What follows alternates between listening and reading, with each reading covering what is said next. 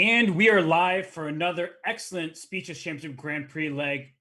It's going to be a lot of fun. I'm already starting with a smile. Check out the chessboard here on screen. I just wanted to show you a little bit of my Bob Ross skills, make everybody happy. But in all seriousness, we are having an excellent event again for you all today. So I'm excited and honored to have the coverage. And as you see on your screens here, there are the leaders of the Grand Prix thus far. You see the three Vlads at the top. Vladislav Kovalev in first, Artemiev in second, and Vladimir Fedoseev there in third. And it's a pretty close race towards the top. You have Parham Maksudlu, Haik Martirosyan, Grigori Oparin, who won the last knockout bracket. So many great contenders, strong grandmasters towards the top here. And last but certainly not least on that list is Hans Niemann, international master. And so is Tuan Min Lei. So two international masters joining many strong grandmasters at the forefront of this event. Let's show you who won the week-by-week knockout tournament. So we started off with Artemiev winning, then MVL, a Frenchman with three names. He needs little introduction. We had Fedoseev, Andreikin, and Grigori Oparin. So the Russians doing quite well in these knockouts.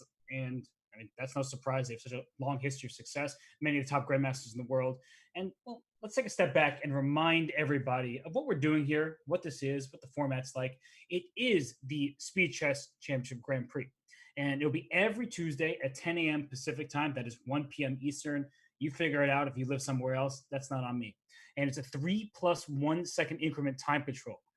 10 rounds of that 3 + 1 time control before the top 8 players advance into a bracket, KO style. And what are they playing for? In addition to Grand Prix points, there's prize money at stake. $1,000 for first. That was a great birthday gift to Grigori Oparin. He earned himself that 1K payday right before his birthday. Second place, 500. As you see, the semifinalists get 200, and quarterfinalists, top female player and top streamer, $100 each. So let's move on to the Grand Prix points, because that's at the end of the day what they're really playing for. The money is nice, but getting a chance to play in the Speed Chess Championship, that's what this is all about. And so the weekly base points are the Swiss score.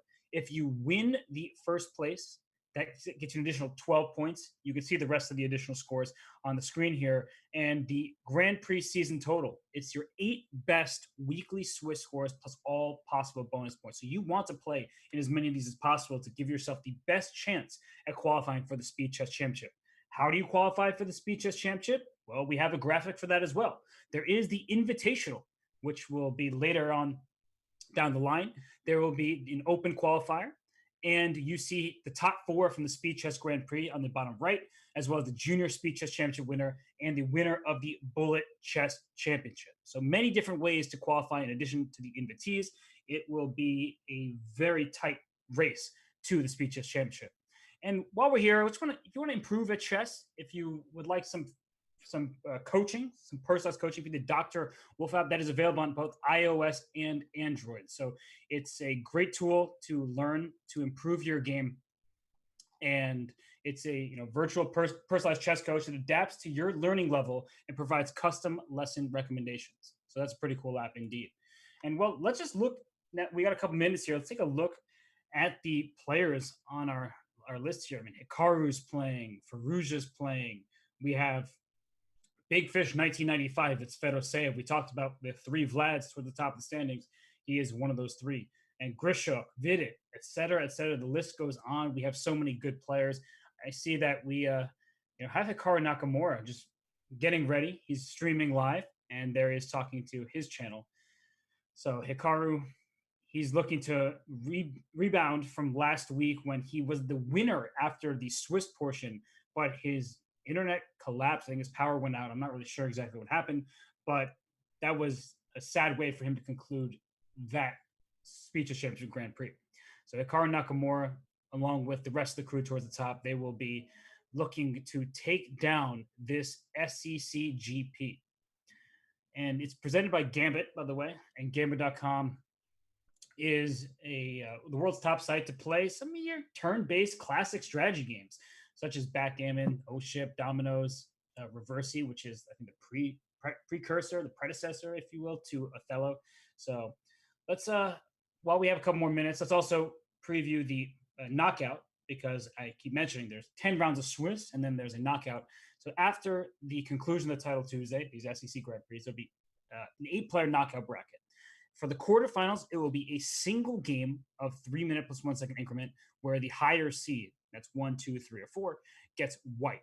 And if that game ends in a draw, there will be sudden death bullet where the higher seed plays white first, and if they draw again, then they switch colors, and that can go on for a while. But typically, there aren't too many draws in bullet chess. The semis and the finals will each have a 2-game 3+1 match. The higher seed picks their color, so different higher seeds may have different choices there, and there will be sudden death bullet as well in the case of a tie. So that's going to be a lot of fun. So we're just waiting here for the last couple minutes to the top of the hour. Is Danya playing? I don't know. I don't see him in the list here. So you can go on to chess.com/live and find the SCC Grand Prix and the tournament listings there to see who's participating. I see many great players. Fabiano Caruana's on the list. We have Andreikin is back. We have some kind of, I would say, dark horses, some underdogs who are in the mix here. As toward the top of the rating list, you have Wonderful Time. That's Tuan Lei. He needs really no clamoring about him. He's so strong. Everybody knows it. He's an IM only in title. He is definitely a serious contender week in and week out. You have Grigor Parin looking to win a second straight SCC GP. We have Leon Beast, that is Maxime Vacher-Lagrave. So many of these top players are back at it. And a player actually I wanted to point out was, where'd he go? I just saw him. Okay, a couple more people entered. We have Fabiano Caruana as the 16th ranked or so player. I see more people entering, but Fabiano Caruana down there. But above him, we have Nikita Vityugov, Colchonero 64. I feel like he's got it, what it takes today to make it to the knockout. And it's so difficult. And, well, we have liftoff. So let's start looking at the games. This is the part that I enjoy most, is talking about chess moves. We have Hikaru with the white pieces taking on Karaksoni Gellert. Don't know who that is. We will see more of Hikaru, so I will start on his game. You can also go to his channel. Of course, he is streaming live. But I'm going to keep on going down the list because I know for a fact we will have more Hikaru games to look at. So let's go somewhere a little bit deeper down. Let's go to Peter Svidler's game. He's playing at someone named Chesablanca, rated 2461. And we have a Spanish position where black has already committed the pawn to b4. So what's the downside of the pawn to b4? Well, first of all, white plays a5 to give himself the a4 square for the bishop, say if this rook comes to e8.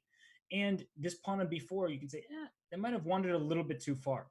So this bishop can also come back to c4. Now the pawn's no longer on b5 to attack this a6 pawn.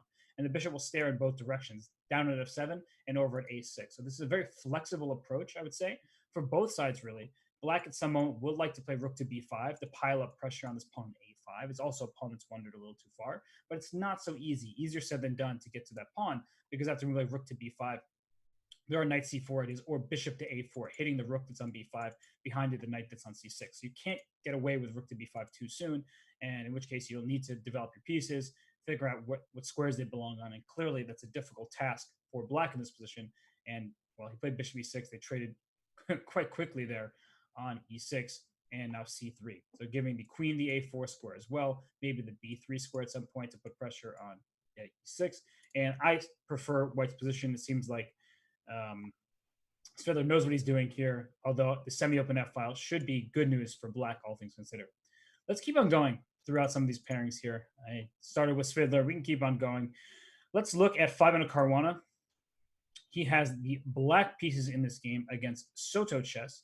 And what is going on here? White has two knights. Black has the bishop pair. At first glance, I love this for black. I mean, look at this bishop hitting the knight on d5. The knight had to retreat. This bishop on c5 unopposed in the dark squares. What's your plan? Are you going to go knight e4? That allows me to just capture on e4. I'm not scared of that, as the bishop on c5 is so strong. Well, no more do you have knight e4, because f5 says, let me go queen g6. Let me use my bishop. And okay, here's an attack coming. I don't know the exact move order to make it work, but I'm looking down at g2 and I'm smelling some trouble here. The problem is that white will respond with bishop f3 if you do play queen g6 going for checkmate, and that allows white to offer a bishop exchange. So I really like black's position. I think it looks very strong here, and this is a position where I think Fabiano should be very happy with a slight lead on the clock as well. And we have so many good players playing. I'm looking down the list just to see who we can look at. I see Jeffrey Zhang all the way down here. I mean, it's funny to say that. And we also have Qiyu Zhang. We have Qiyu playing in this event. So let's take a look at her game because she's streaming. We have her game up now. She's taking on Grandmaster Rodal Kilar. And what's going on in her game? She is white here. She plays the move F3, which protects her knight on E4, which didn't need defense just yet. I'm worried about some of her dark squares, and especially with black having the dark squared bishop. So I would take on E3 at some point soon if I were playing with the black pieces. That's why she scoots your bishop right back to F2. You're not getting that bishop anymore. I think that black missed his one chance to capture on E3. And now with his bishops on the board, I really like her queenside extra pawn. That's an extra pawn clearly over on the my left-hand side of the board here. Black has an extra pawn in the center on the e-file, but those pawns are hard to mobilize. So I think that white's position is clearly better here. Black doesn't have legitimate attacking chances, at least not for the near future, thanks to this bishop on f2 covering scores like g3 and e3. So I would definitely prefer white's position. And Qiyu, she looks locked in right now, about level on the clock. I think that she's doing a good job. Now, okay, this bishop e5 move does scare me a bit because it's staring at these dark squares here. Bishop c4 played. That's a very natural move. And, well, here it comes. Here comes the potential attack. Queen c7 is lined up here. I think that you always have bishop takes d4 in the case of queen c7. So I would consider maybe playing like a queen b2 type of move just to attack this knight on d4. She plays knight to d6, but I think that black can just take and then take again with the rook on d6 and go up a pawn. So I understand why she made this decision to put her knight on d6. It was a very practical decision, just trying to avoid any sort of checkmates, but now she's simply down a pawn, and black has good control over the center with these knights on f5, and now knight takes f3. Knight takes f3, queen g5. Do it again. Knight f3, queen g5. Wrong move order, still should work out, but knight takes f3 check first, followed by queen g5, 1 on d2. And you do enough puzzle rush, you look at enough chess games, certain tactics come relatively quickly. The g file being open with a queen hitting the d2 square, that's what it was all about. And now black still has his work cut out for him. I think you can actually still play knight takes f3, and it's played, because if you take on d6 twice, after rook takes 6, there's queen c1 and a back rank checkmate. So here it is. This is exactly what we're looking for. Unfortunately for Qiyu, it looks like she is going to suffer a defeat in this first game. In fact, there's nothing she can do to stop it. She can block on d1, captures, block on e1, captures, block on f1, captures, queen goes full Pac-Man, eats everything in its path, and that is game over. So this is to show that one more time, that here knight takes f3 right away was also very strong, because the g takes f3, queen g5 check, queen g5 check to your rook. That is two pieces attacking the rook, your king's in check, and you're losing that rook on d2 right away. So let's move on back to one of the other games we were looking at. Here, Hikaru's game. He is in a position where he is up a pawn, and he's about to steal this e5 pawn. So his position is winning. He actually may just go king f6 and then king f5 because black is in Zugzwang. And knight takes e5 is also good, but he could have played king f5, forcing the bishop to choose which pawn to defend, and that would have been winning as well. This is also very easy, as now black has to sacrifice his bishop for the pawn, and you are up a full knight. This is just a simple win. So Svidler won his game. We see Hikaru just officially won his game. Let's go back to Fabiano Caruana. Whoa, what is happening here? Caruana has two queens against two. So I can't even do the math right now. It's two queens against two rooks and a knight.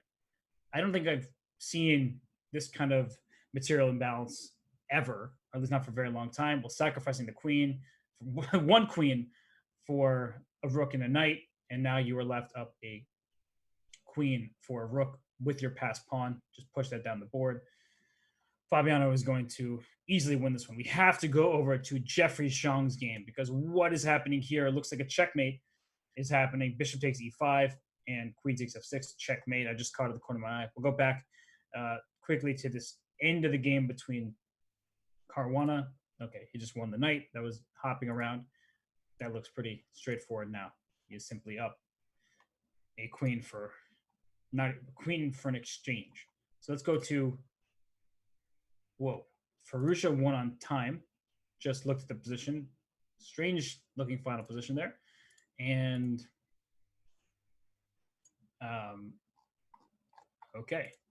Well, we see on the scoreboard most of these players have finished their first rounds, but we still have some games left. Tune in for Parhama. That's Parham Maksudlu. He has the white pieces. He is up a pawn. This should be winning because the rook can just block along the a5 square. Well, if you're going to take on g4, trying to hope for some kind of fortress if white gave up the rook. I'm going to go back just one move here. Getting a queen, king takes f5. This is what black was hoping for, that I can win your f4 pawn and somehow I have enough pawns with my rook to salvage this game, which is why just the rook move was so smart. Move your rook away. Black can't stop you from queening. You don't have to rush the promotion. So that's a good lesson for everybody who is just seeing that. We still have so many more games left. Crazy. Whoa, 2 rooks versus a queen and 3 pawns. The queen and 3 pawns should be easily winning. Just watch out for checkmates. If this king goes to g1, watch out for rook g2 check followed by rook h3 checkmate. So this, okay, now you can just check and bring, you can always bring your queen to d7 and then get this queen here. There will no longer be any sort of a mating pattern. And now the king can just run. And even king f4, and just you can sacrifice both your queens for the 2 rooks if need be. But here the king is running fully away, and here it is. One of the queens sacrificed to the rooks. Second time this round we've seen a queen, sorry, 2 queens for 2 rooks. Weird dynamic for sure. And we have Verena, that is Gawain Jones. He is defending this endgame and doing so successfully. And he's trying to checkmate. That's sneaky. That's why the checks have happened. Do not allow black to play rooks. Okay, now rook c8 check, king, rook f8 takes, and king takes h7. We've made a draw here. And nice little effort there. And let's go to Anton Demchenko. Up a pawn here, but king h5, king g3. He's going to play this one out for a while, but this should just be an easy draw. And if you take on f5, the h pawn will not win by itself. And if you take on e6, the h pawn still will not win by itself. So this is going to be half point conceded here by Anton Demchenko, unless some kind of really crazy blunder happens. So king f6, the bishop will always capture this pawn if it moves to h5. Yeah, this is not, they're just playing to have the longest game of the first round. 112 moves, draw by 50 move rule. Okay, that game is done with. And we still have 2 games left. How is that possible? Ooh, knight and bishop checkmate. Knight a3, bishop c3 mate. It looks like Artur Gabrielian didn't need any help with that. He solved it himself. And that leaves us with 1 game remaining with Volcano Explorer taking on, I thought it said Jolly Roger, but there's an I instead of a second L. So Jolly Roger. So we saw a draw. Well, on to the second round. And here we go. We will move on here. Let's see. Where do we want to start? Let's go with Vidit. Let's go to Vidit Chess. That is our friend Vidit Gujrathi. He's taking on Mikhail Golubev from Ukraine.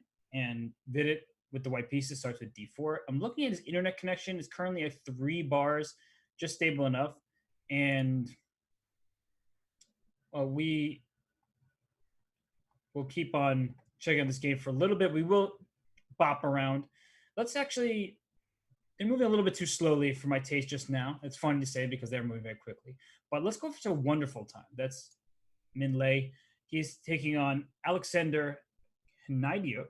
I probably butchered the pronunciation. My apologies. And wonderful time goes for the London system. He likes his pawns on the dark squares, the party hat configuration, the bishop on d3.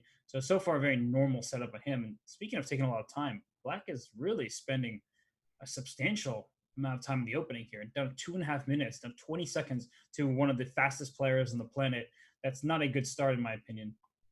And queen d3 hits the knight. Don't blunder that knight. White can play a4, be flexible on the queen side, or just play in the center, play for e4. So white has retained a heck of a lot of flexibility here. Black is a little awkward because the knight on a6 doesn't have a future, right? The b4 square covered, the c5 square, your own pieces there. And after c takes, I can even take with the e pawn, keeping your knight away from squares like b4 and c5. So I think that white can claim a slight plus here just in terms of how easy it is to develop and maneuver the pieces, but black is very solid, not a single weakness in the position, nowhere to attack. b4 is just an expanding move, and it's a good one, but it doesn't actually accomplish all that much in the immediate position, though you have to watch out for certain captures on the c5 square, which is why Black clarified first by c takes d4. This rook is happy on the open c file. The knight still is unhappy. It goes back to c7, and from c7 it's probably going to d5.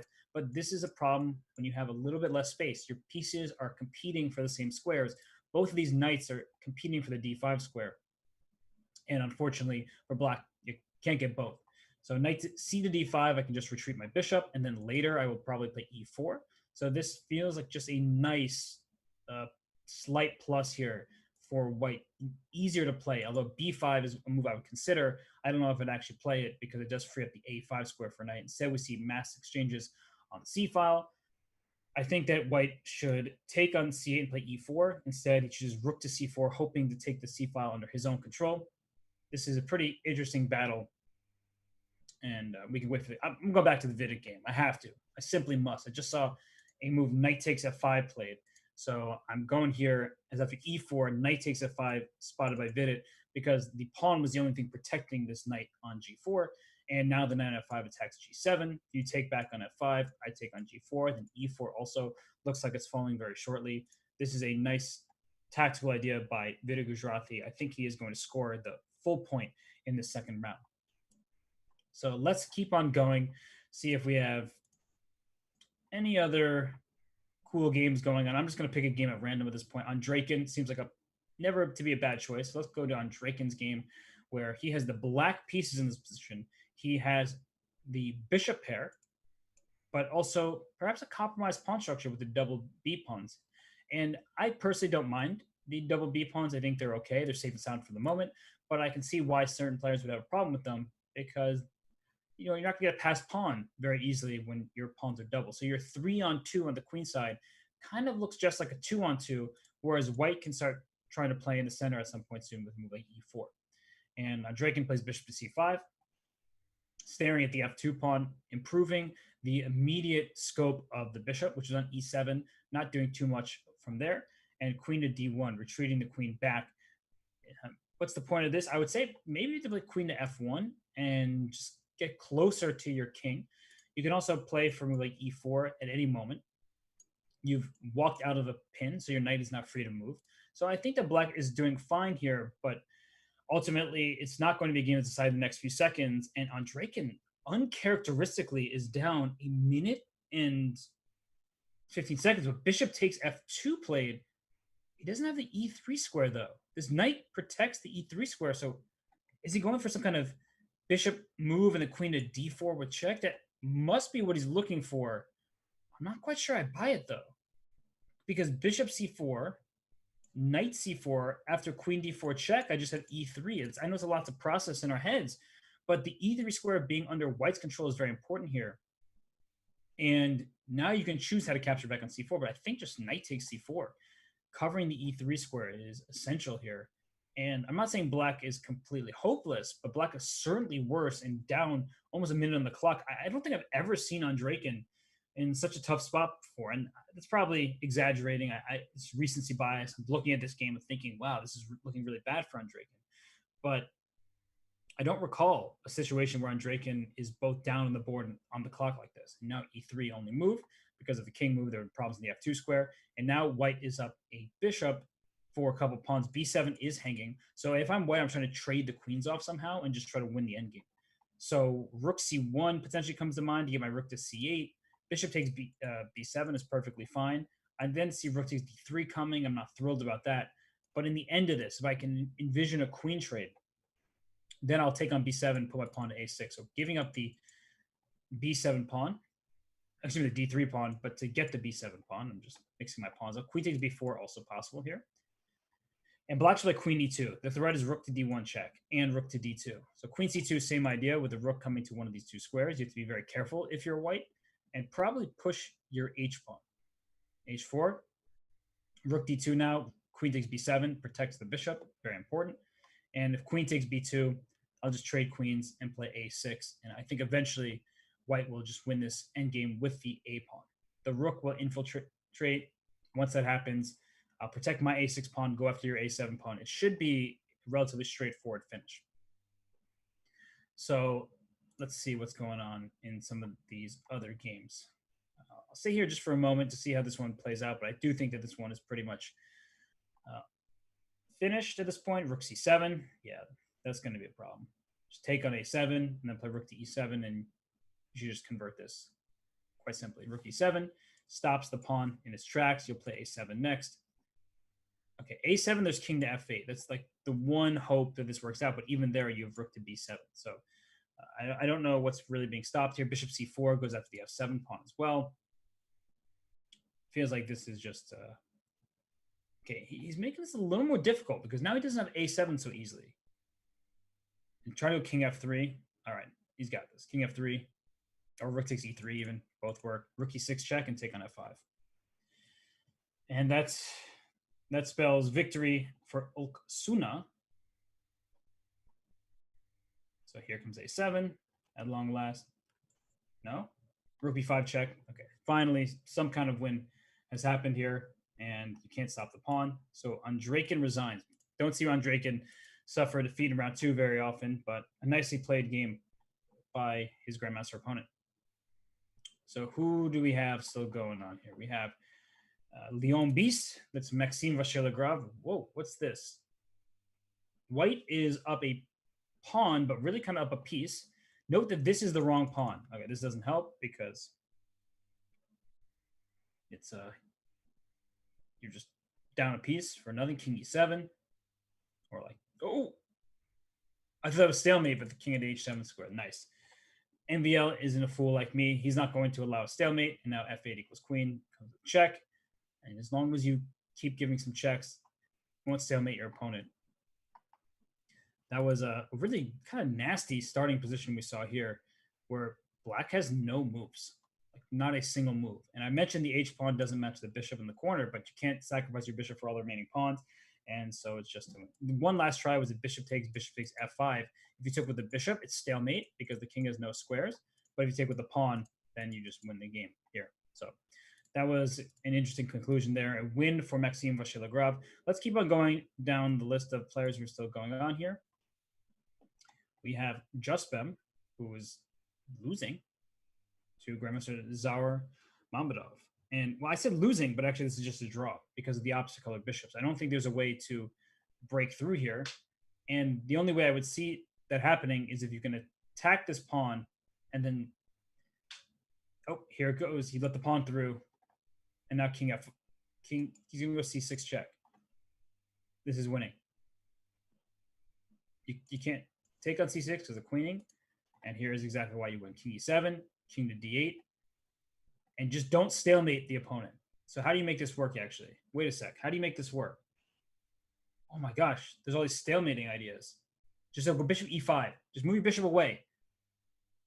Move the bishop anywhere. There it is. Bishop e5, so that when you queen, you end up winning the piece, and now it's not stalemate. So that actually was really clever that you had to be careful about. So if you had done this queening move right away, thinking, oh, bishop takes, I get my queen, you take, I take your bishop, that's a stalemate here. So that's why you had to move your bishop away from this a7 square, and that's what he did, right? In the game, after all this, he just brought his bishop to e5 and won the game. So that's good technique there, just not blundering a possible...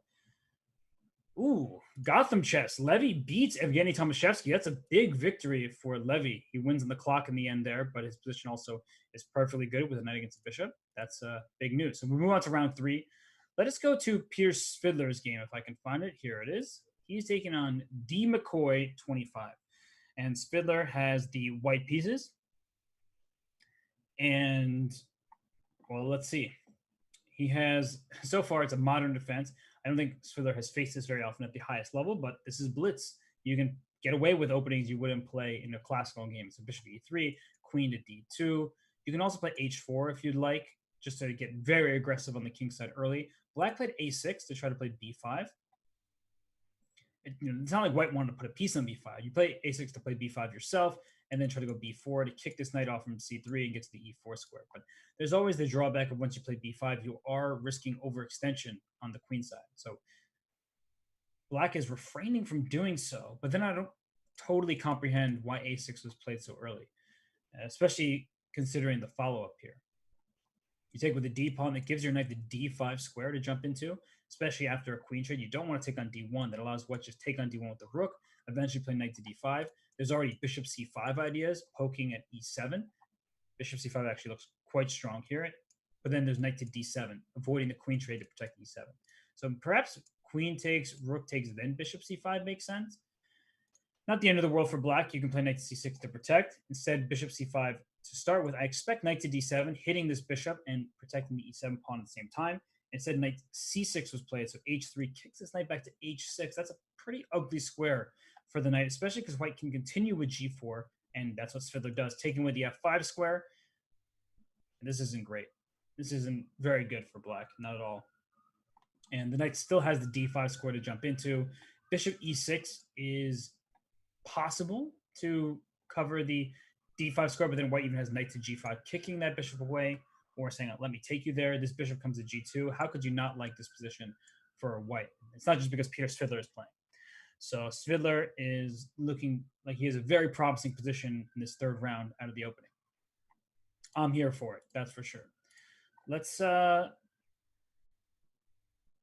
to think if we should move on. I mean, there's so many games going on. Let's move on for now. Let's go to a different game. We have Grishuk. I mean, we see Svidler. Now let's go to Grishuk. And Sasha with the white pieces. What is happening here? Black has 6 pawns. White has 6 pawns. So even material, even though the pawns are on different files, right? Black has this target on c6 that can't be captured because the queen on g5 pins the bishop on g2.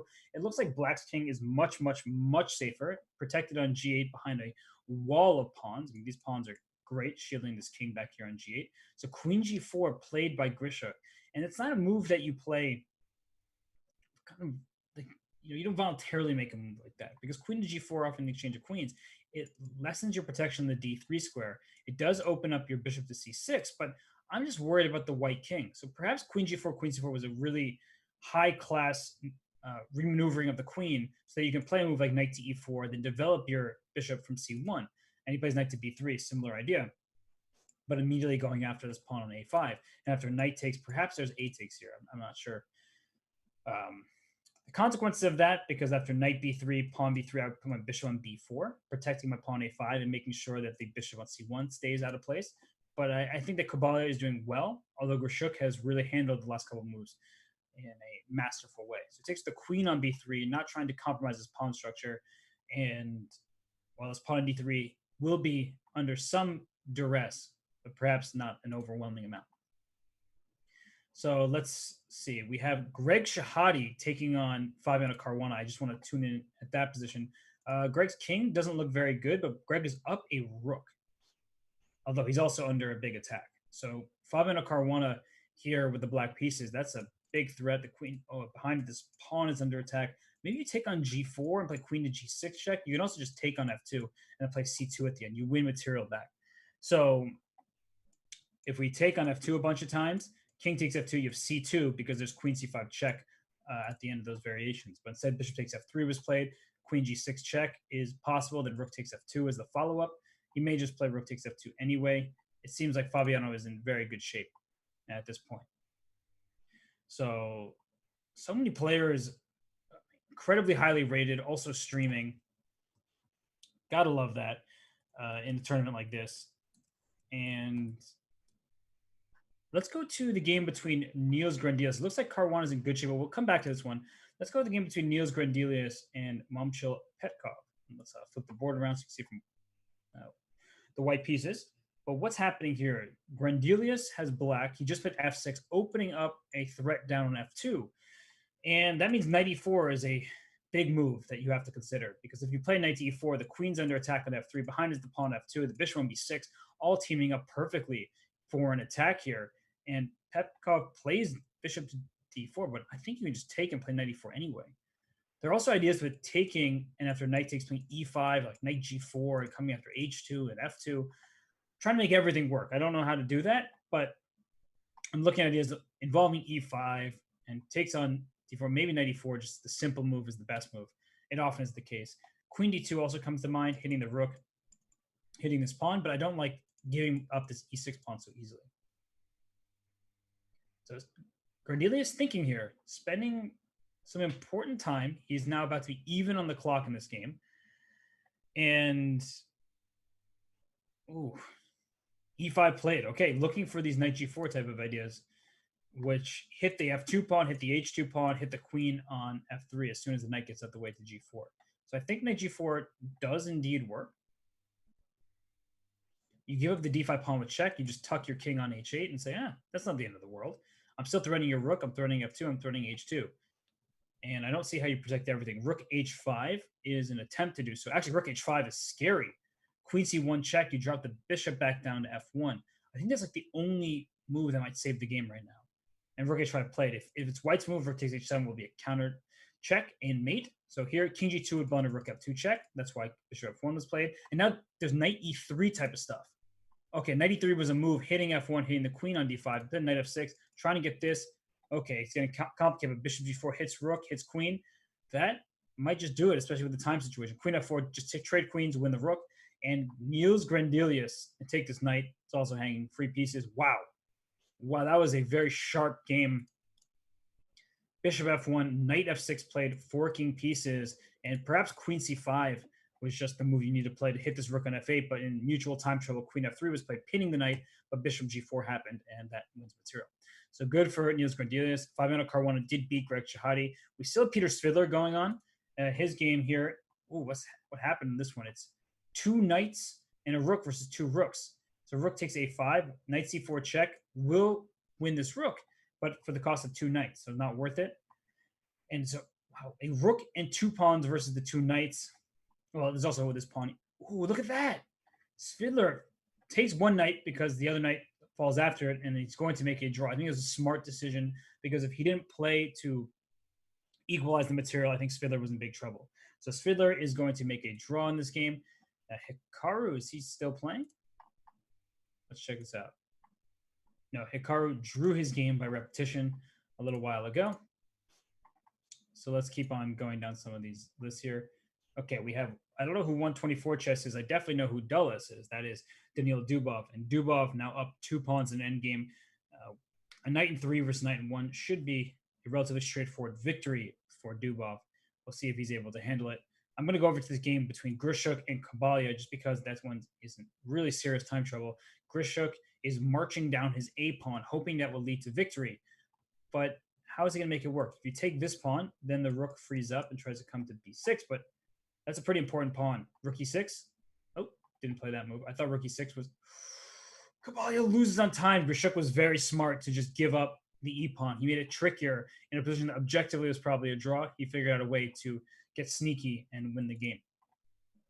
Back to Dubov. He is now marching these pawns up the board.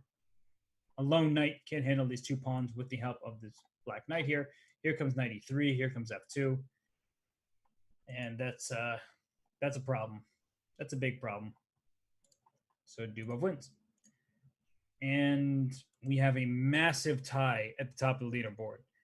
Massive tie. That's what happens when you have over 800 players in a tournament. And we have just a few games left. Let us go to the game between, we have Zansaya Abdumalik taking on Anton Demchenko. That one is looking like it should just be a split point. And okay, they're about to finish this one, I think, with a draw. So a good draw for Zansaya with the black pieces, just king f5 now, trade off the remaining pawns and split that point. So that's a good draw for her for the black pieces. We just have 2 more games left. We have, oh, that one ended. White won. Oh my gosh, on time. There's a position where white probably isn't winning because the knight and rook defend the king. It's king to g2. You should never lose this position. Oh, that stinks. But it happens. It certainly happens. And, ooh, knight and bishop. So let's see if Victoria Tarasova can win this one. And what you want to do is force the king into this corner. So far, so good. But don't let the king... One at a time! How many moves were they playing this? Oh my gosh. I think they were playing this for a while. They were playing this for a long time here. On rook g4 is just some kind of like mouse slip or something. Oh my gosh. There's only 40 moves. There's already 40 moves in. I think that this is going to be a draw, if not for that slip. So let's go to Faruja and Dr. Bassem.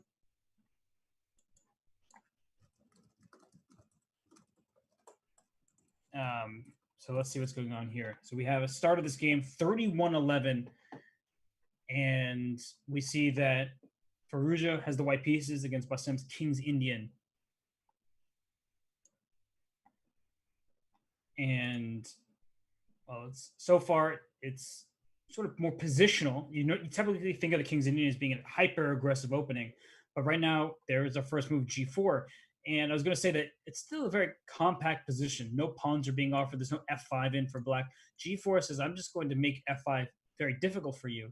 I can consider playing G5 myself if I want to trade off your H pawn for my G pawn. And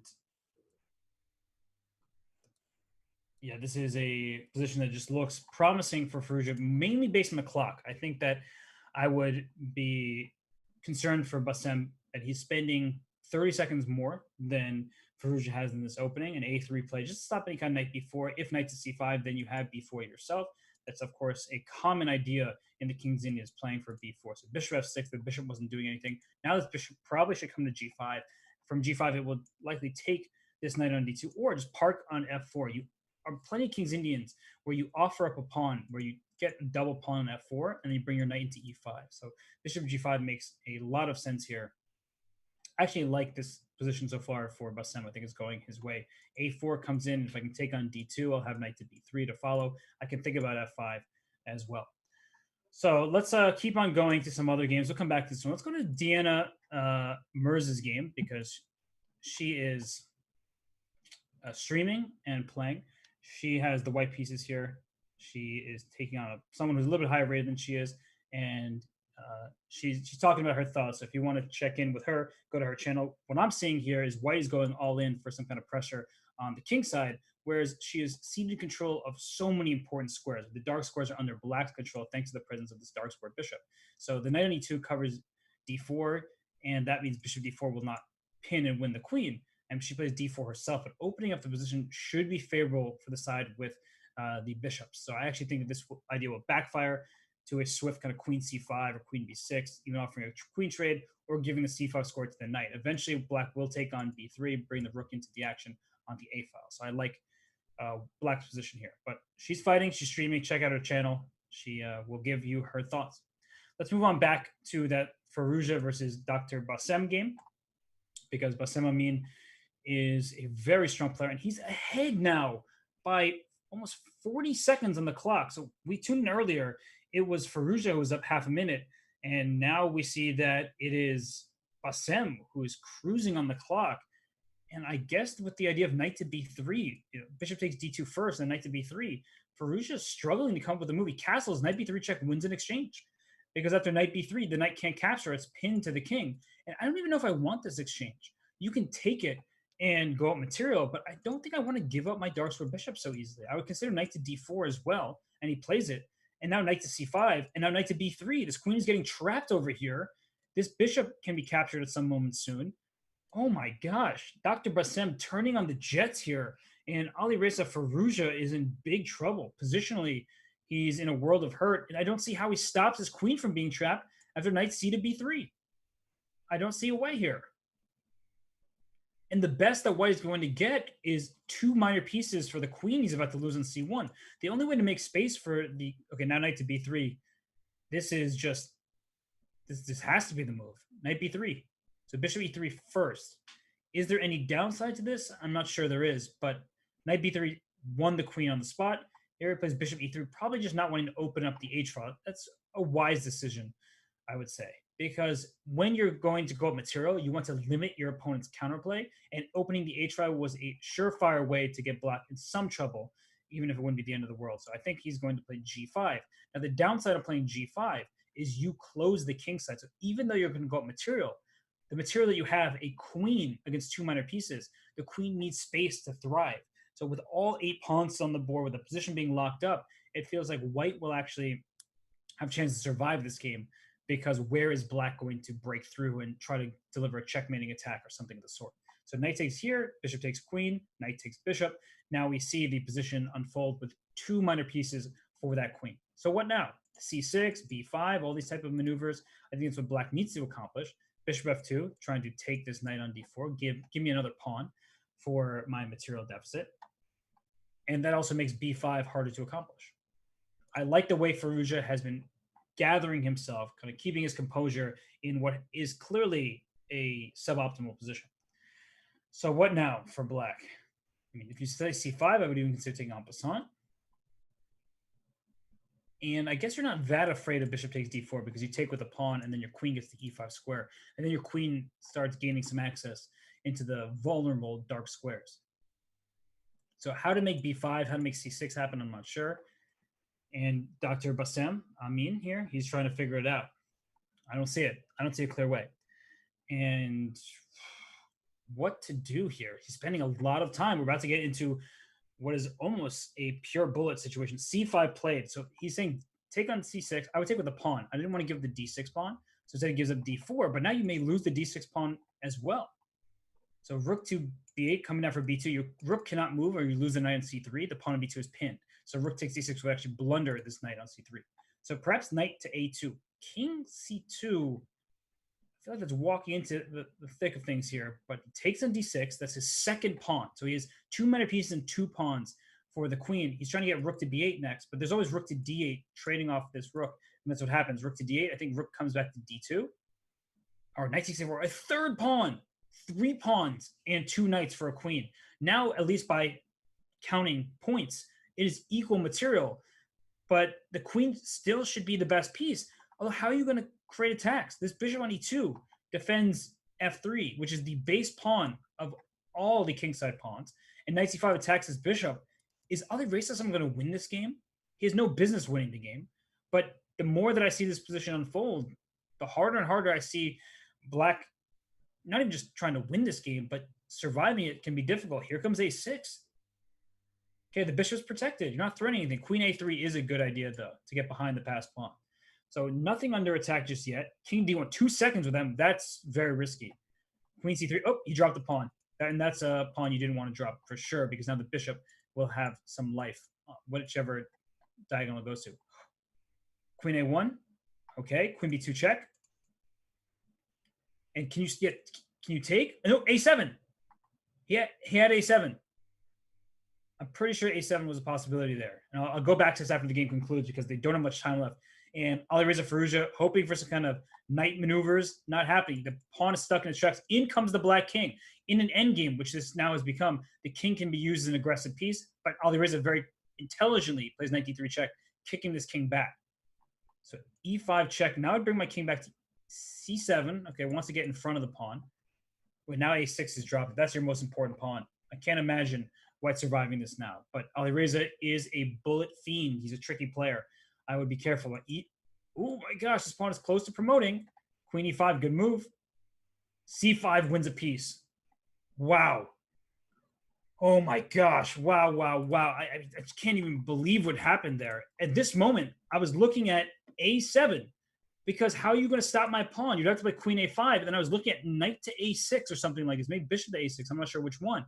And I cut your queen off from the pawn. But there was queen d8 check. What a concept. And you cover the square once you move your bishop out the way.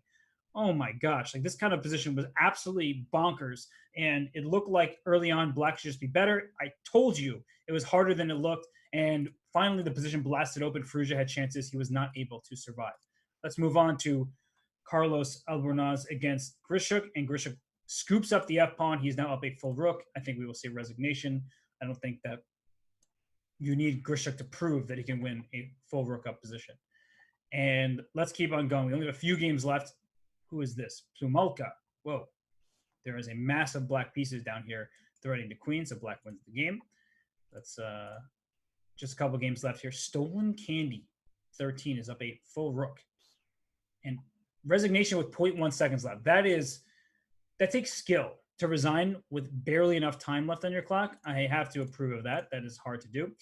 And well, you have 4 rounds in the books. It may not seem like too much chess has been played because if you look at the leaderboard, you have Opara and Grishuk, Vidit, etc., Fabiano Caruana. It looks like the starting rank list, the who's who of the upper echelon of chess talent. But that's just what these Speeches Championship Grand Prix are.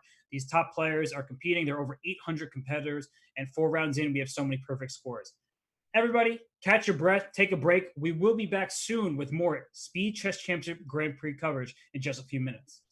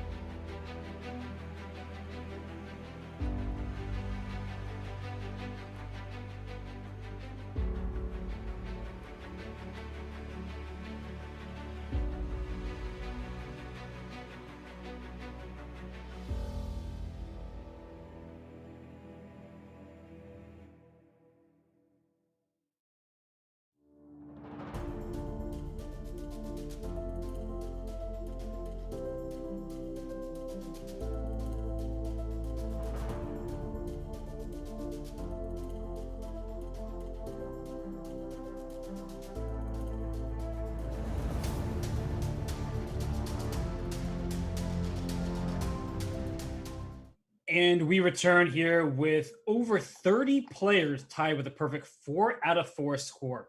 It is amazing to see how many strong players take part week after week in these Speed Chess Championship Grand Prix, the Title Tuesday events as they've long been known. It is just really awesome to see just great chess abound. And some of the players towards the top are familiar faces. We have Grigory Oparin, who won the knockout last week. We have Alexander Grishuk, who, well, he's Alexander Grishuk. We have Vida Gujarati, who's often streaming in addition to playing excellent chess. And then we have some players who you may not be as familiar with. For example, you have the Chess Warrior 7197. Who's the Chess Warrior 7197? Well, that's GM from Uzbekistan. And that is, if I'm not mistaken, Nordibek Abusatarov.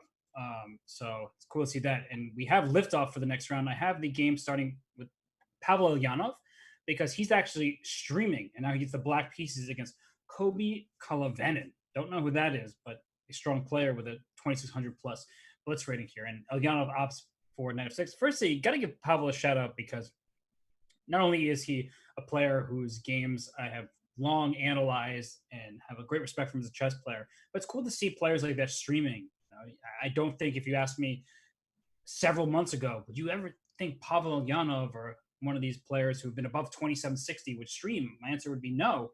And yet here we have it. Pavel Ulyanov playing in this SCC Grand Prix while streaming. It's really awesome stuff. You can hear his thoughts live. And in this position, he's playing a very safe and sound opening, solid for black, d6, e6. These pawns can't be pried open too easily. If you ever play d5, I respond with e5, for instance, and I don't allow white to open up some of the files. White has a little more space, but what to do with that space? Right? The queen is looking good on c3. Oh, is it really doing anything there?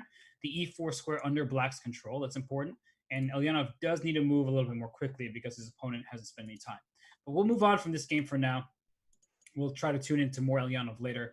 Let's go to the top board. Grishuk take on Mikola Bortnik. And we saw in Alyekin's defense by black, and this knight comes into d5, out to d6, hitting this bishop on c4. So where does your bishop belong? Either b3, staring into kind of a brick wall of pawns on e6 and f7, and it does allow you to think about d5. So white actually doesn't mind it if black closes the center with d5, because that, again, black's piece is less space. When you have less space, you want to trade.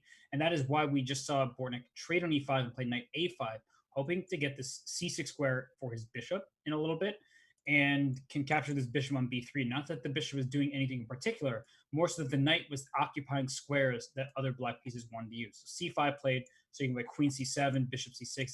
You at least are threatening things, putting pressure on the center of the board. The downside of playing a move like c5 is that once this knight gets to e4, the d6 square is much more vulnerable. So I would actually be quite nervous about the c5 move in the long run. But immediately it did threaten c4, which is why Grishuk played it himself. In comes this knight to c3, then comes a knight to e4. This bishop can come to f4. The d6 square is vulnerable now that the pawn moved from c7 to c5. So let's keep going. Let's look at this game between Anna-Maya Kazarian. She's a popular streamer. She streams quite regularly. She has the black pieces in this game, taking on a player several hundred points rated above her. And she just made this move d takes c4, which allows queen takes b7. I was about to start saying, it looks like you took a pawn the queen would take back. But no, the queen had the flexibility to take on b7. And now rook a6 is a nice move because rook b6 hits the queen and hits the pawn on b2 back. This bishop would like to come to e4 at some moment soon, and bishop e4 now is possible because if the bishop takes b8, you remove the guard of the rook on a6, but this rook will go to b6 to hit the queen, hit the bishop, and put pressure on b2. So you can start with rook to b6, or you can play bishop e4 first. The bishop takes b8, as mentioned, is not actually a big threat because you have this rook b6 intermezzo move to save your rook on a6. It's important to realize that because rook b6 was played, and again, it's a good move. It's a move that I mention, a move that I approve of, but there are moments where it's actually not good to move that piece right away. And so you should try to think, is my piece actually defended by tactical means rather than by direct means? And so queen a7 played, now bishop c7 is indeed a threat, hitting the rook, hitting the queen, so you probably need to react. And rook takes b2 seems like the correct reaction. That way, bishop c7 doesn't come in with full force. And now knight e5. So that's the one thing I didn't really like about delaying bishop to e4, is now white's bishop looks great, although black has the squares covered. C4, c6 are under attack. E2 is also under threat. it's becoming quite a tactical affair, and white is well ahead in the clock. So bishop e4 played now, and knight takes c4.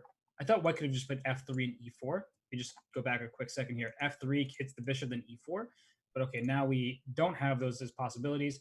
The rook is under attack. You could take on g2 if you'd like. You can just bring your rook. You can take on e2 as well. That's a move to look out for. So let us move on, but just give a shout out again to Anamaya for playing in this and for streaming as always. She is a great competitor and somebody to keep an eye on. So let's go back towards the top. Grishuk against Bortnik. Okay, this doesn't look good for Bortnik at all. Double isolated pawns. Isolated pawn is under threat immediately by the rook. White's pawn structure is perfectly safe and sound. The one thing that white probably wants is to have his pawn not on h4 because the bishop can capture it. Not that that's a big deal. But if this pawn were on h3, the knight could freely move instead of the g5, d2 to e4. Here on g5, it is coming to e4 anyway.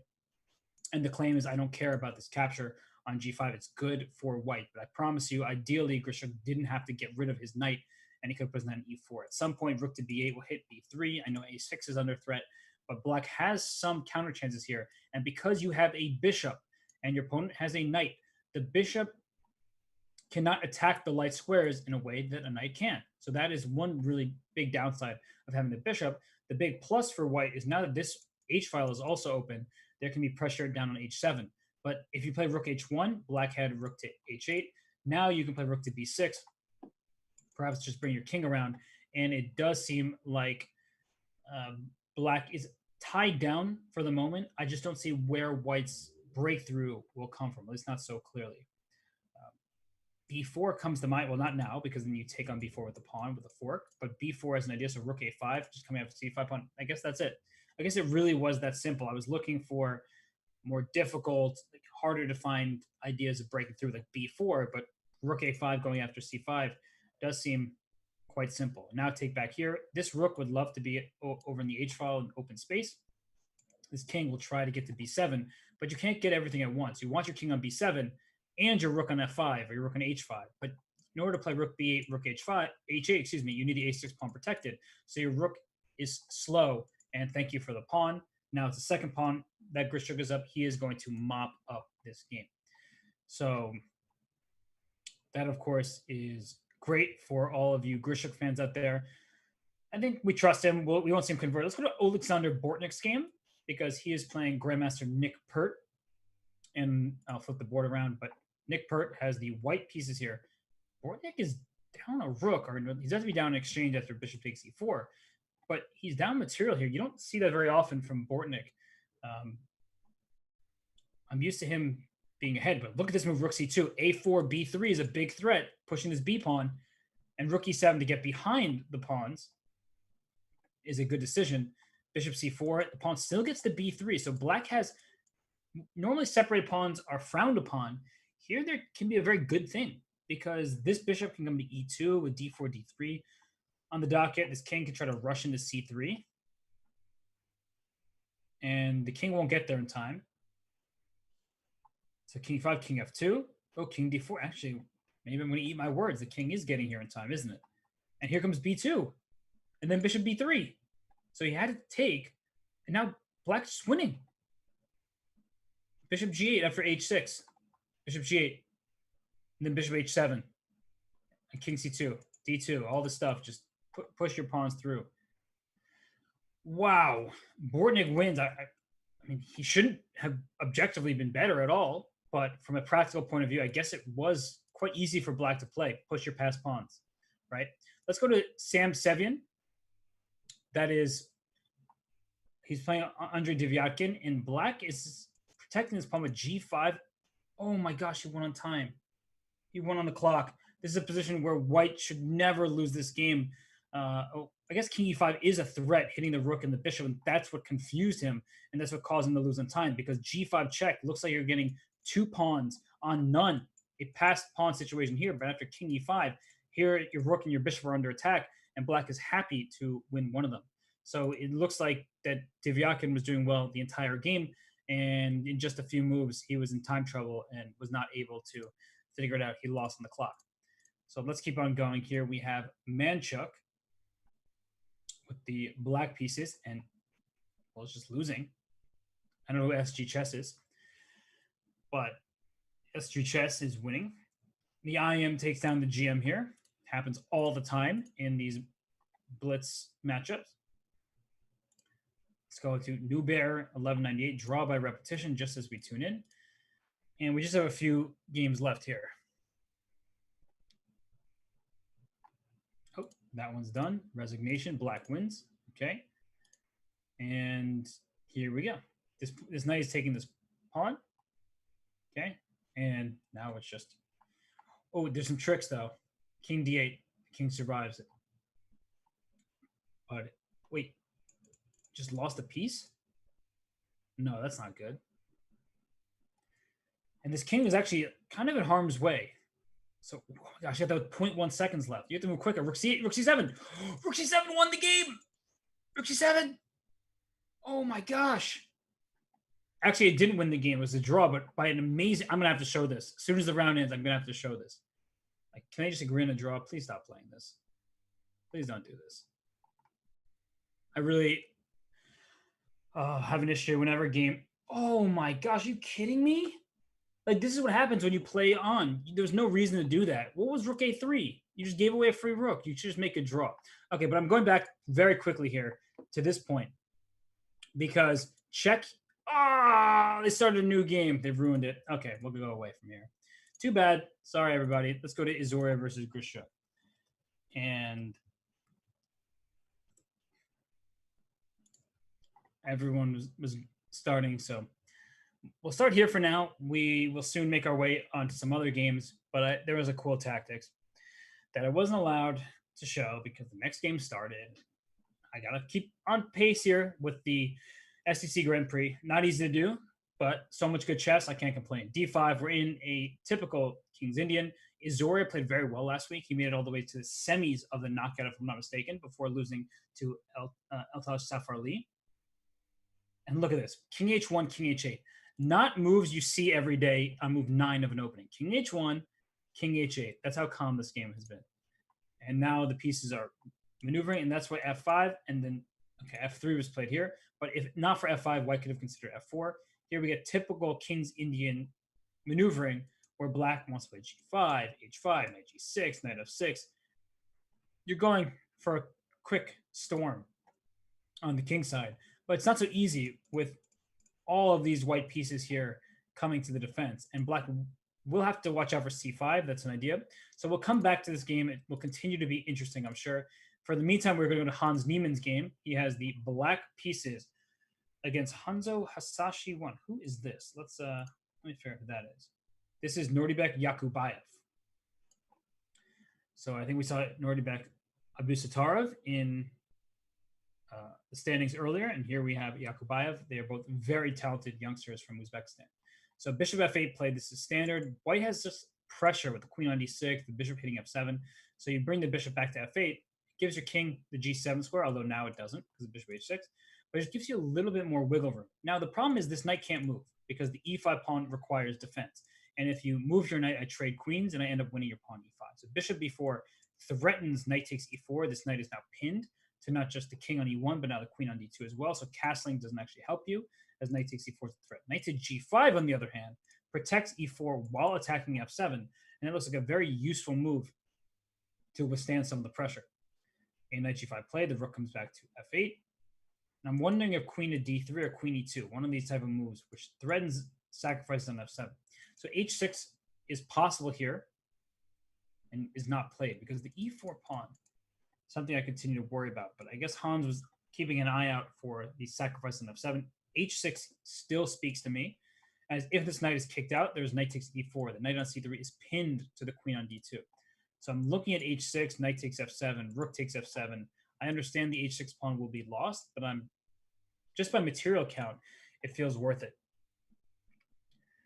And so let's see how this one unfolds. I'm gonna do a quick switcheroo. These glasses are not doing it for me right now. Here we go. Oh, feels so much better. Now I'm ready to commentate freely. And we have this position still where black, I'm guessing Hans is still considering h6, but you can follow him. You can follow his stream to hear his thoughts, and he's spending too much time, honestly, at this point. I would be concerned. I guess h6, there's knight f3, and if knight takes e4, there's queen d3. There's like a lot of tactics here. So let me just show that really quickly. Like knight e4, queen d3, and the problem is this g6 pawn is hanging because the pawn f7 is pinned to the king. So b6 was chosen instead. And after b6, white still has more space. Can't really complain about much here. And I'm liking this position for white. I don't really like Hans's position. I don't like Hans's time. And b6, what's the next move? Bishop b7? But if you're going to play with bishop b7, you're probably going to play it quite quickly. And Hans continues to spend time here. So plays knight c5. Okay. Piling up pressure on this pawn e4. If f3, so queen d6 was played, and this pawn e4 is defended. Wow, this is some really tactical stuff here. Now both knights defend. If queen takes, rook takes, this knight f6 is under attack. Lot to calculate here, but I think it's working out for white. It just has the feeling of a position that is working out for white, and now it also has the look of it.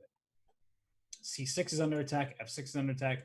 Bishop takes c3, can remember rook takes f6, which also puts pressure on f7. And king g7 played, which means rook takes c6. Rook takes f6. Oh, knight takes h7, check. That was sneaky tactics. Okay. Very sneaky indeed. And knight a2, where's this bishop going? Bishop takes c5, wins a piece. It's check, and then you win the bishop on a6. So bishop takes c5 wins the game. And he finds it, which is a victorious move. I think Hans will just resign at this point. Wow, though. Look at that tactic. Rook f6, knight h7, knight takes f8, and you have to take back on f8, I guess. And bishop takes c3 doesn't do much. I just take, and then I'll take on c5, I'm up a pawn. It plays knight a2 because the bishop has nowhere to go. And c3 would trap it in the case of a5. In the case of bishop a5, there's b4. Thank you for the piece. By the way, Alexander Grishuk has won his game against Zviad Azoria. Let's keep on going. We have Onashuk, Vladimir Onashuk, taking on Fabiano Caruana. Rook takes f3. That is a pinned rook. What is the material count? Black is up a pawn in an exchange. The exchange isn't very legitimate, nor is the pawn anymore. But I was going to say the exchange is not legitimate because this is a permanent pin on the rook on f7. So g6, king g7 is necessary here. The bishop on d4 is strong. So it's taking away the f6, where otherwise rook f6 would be really annoying. King g7, of course. And trades everything here. Wait, this is potentially be good for white, because if you get the outside pass pawn going, you're happy. But I like the activity of black's king. So I don't really see, and now for c4, you can't even get that pass pawn. So I think this one actually should be about level. I just like the way that this has been going for Fabiano more so than I do for Onashuk. So you can take en passant if you need. This king can't cross, which is really annoying. The bishop is covering with d4. I was waiting for that. King takes d4. And you still have potential for the outside pass pawn, which you can use as a decoy. And so bishop e5 is not possible. You just take on e5, then go a5, a6, and then your king scoops up the c pawn. And with that being the case, it's not like I think white is going to win this game, but I certainly do not think black will. So the retreat. So let's keep on going. We'll see if other games are interesting. This one looks like a draw. Let's go to this one between Karyakin and Abusattarov. Two knights against two bishops in a pure endgame with 6 pawns aside. So how do you make progress? King c5, king b4? Can I try to get my king in? You always have knight c2 to keep my king out. So I'm just trying to figure out ways to push forward here. So b4 check is possible. The king has to go back to d6. And maybe you're claiming that the c4 square is a little bit weaker, and then there's b5 trying to get my bishop to c4. Just what I was saying, right? b5. Or bishop takes c4 first, but I don't like giving up my bishop. This knight is now passive. That's a passive knight that has to stay put, stopping bishop c4. Because if you ever allow bishop c4, the bishop then comes into f1, and that's a problem. But the black king is cut off. So do you play bishop c4? like the essential question that's hard to answer. At what point can you play bishop c4, giving up your bishop pair? Knight c5, bishop back. Is black just trying to go f4, g5, g4, push all these pawns? Okay. f4 is tempting now. Ooh, taking on. Don't think it could have been me taking there, but king d5, king c4 is the plan. In fact, king d5, king c4 was possible there. And the bishops are just better than the knights. That's very clear. g5. Play g5, try to break free on the king side.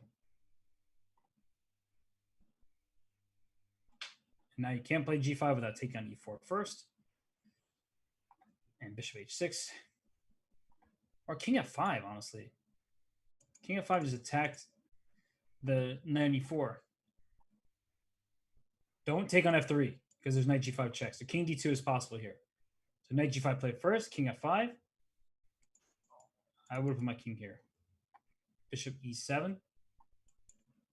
Played. And bishop g2. Now g5. I just want g5 to be played.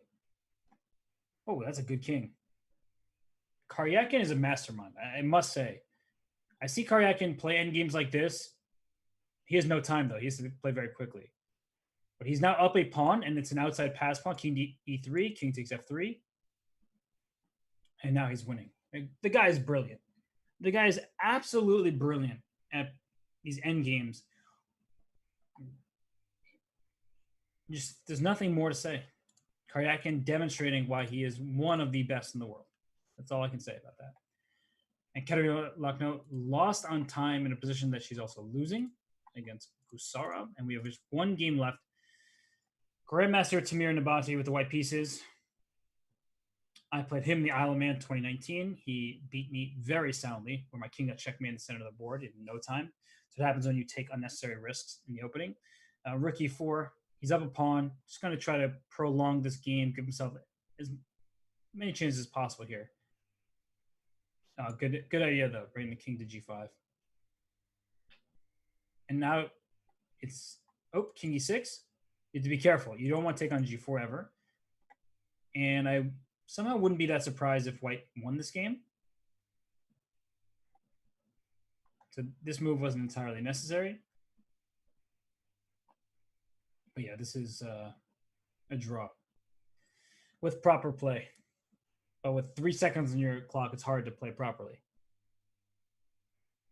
And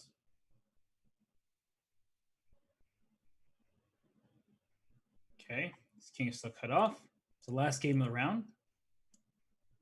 How many points do these players have? They had 3.5 out of 5 before this game.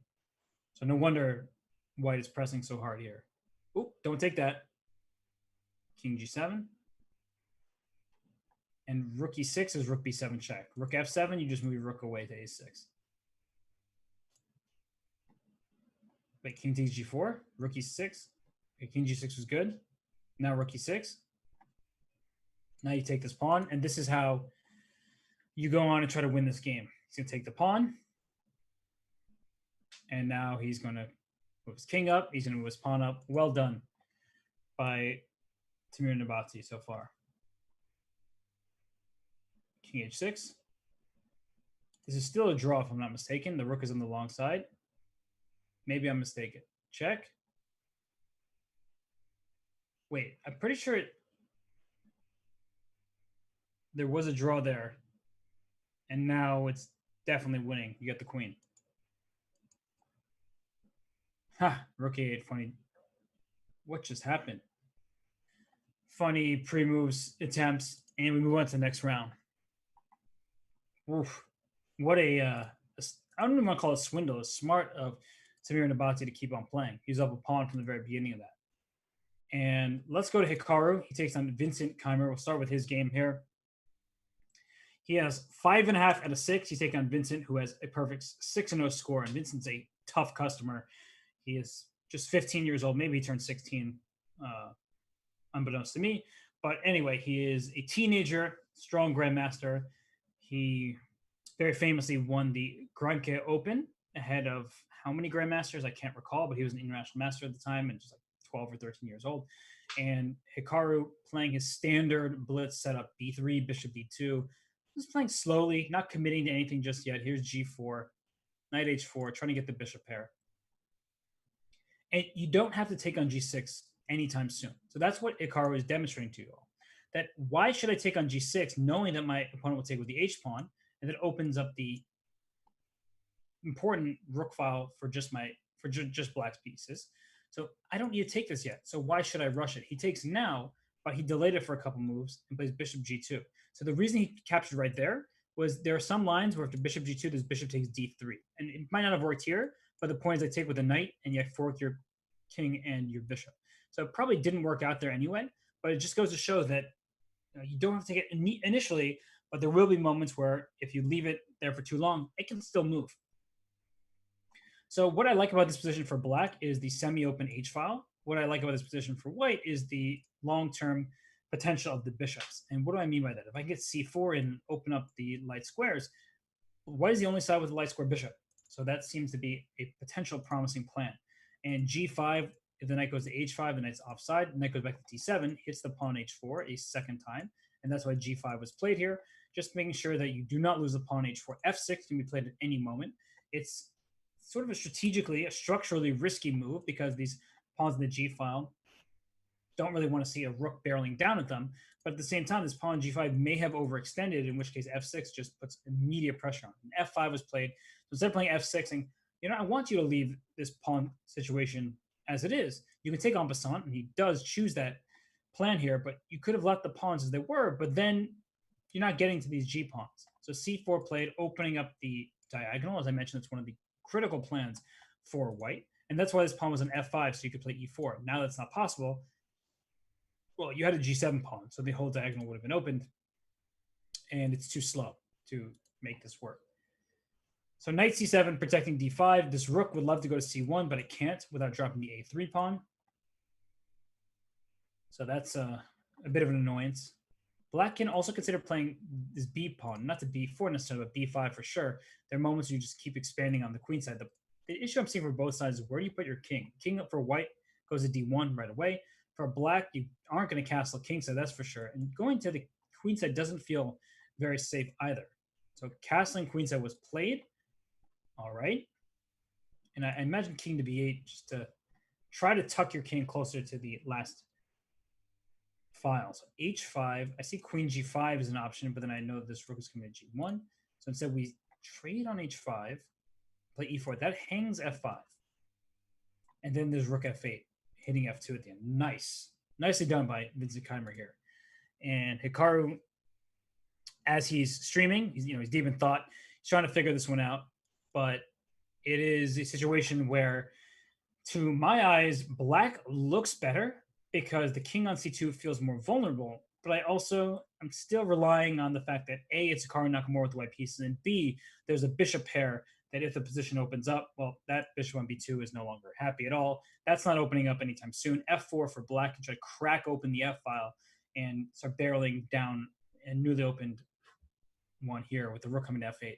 So I would be concerned if I were Hikaru based on the position, at least a little bit concerned, but based on the time situation and the fact that it is Hikaru, I probably wouldn't be overly concerned just because of how fast he is.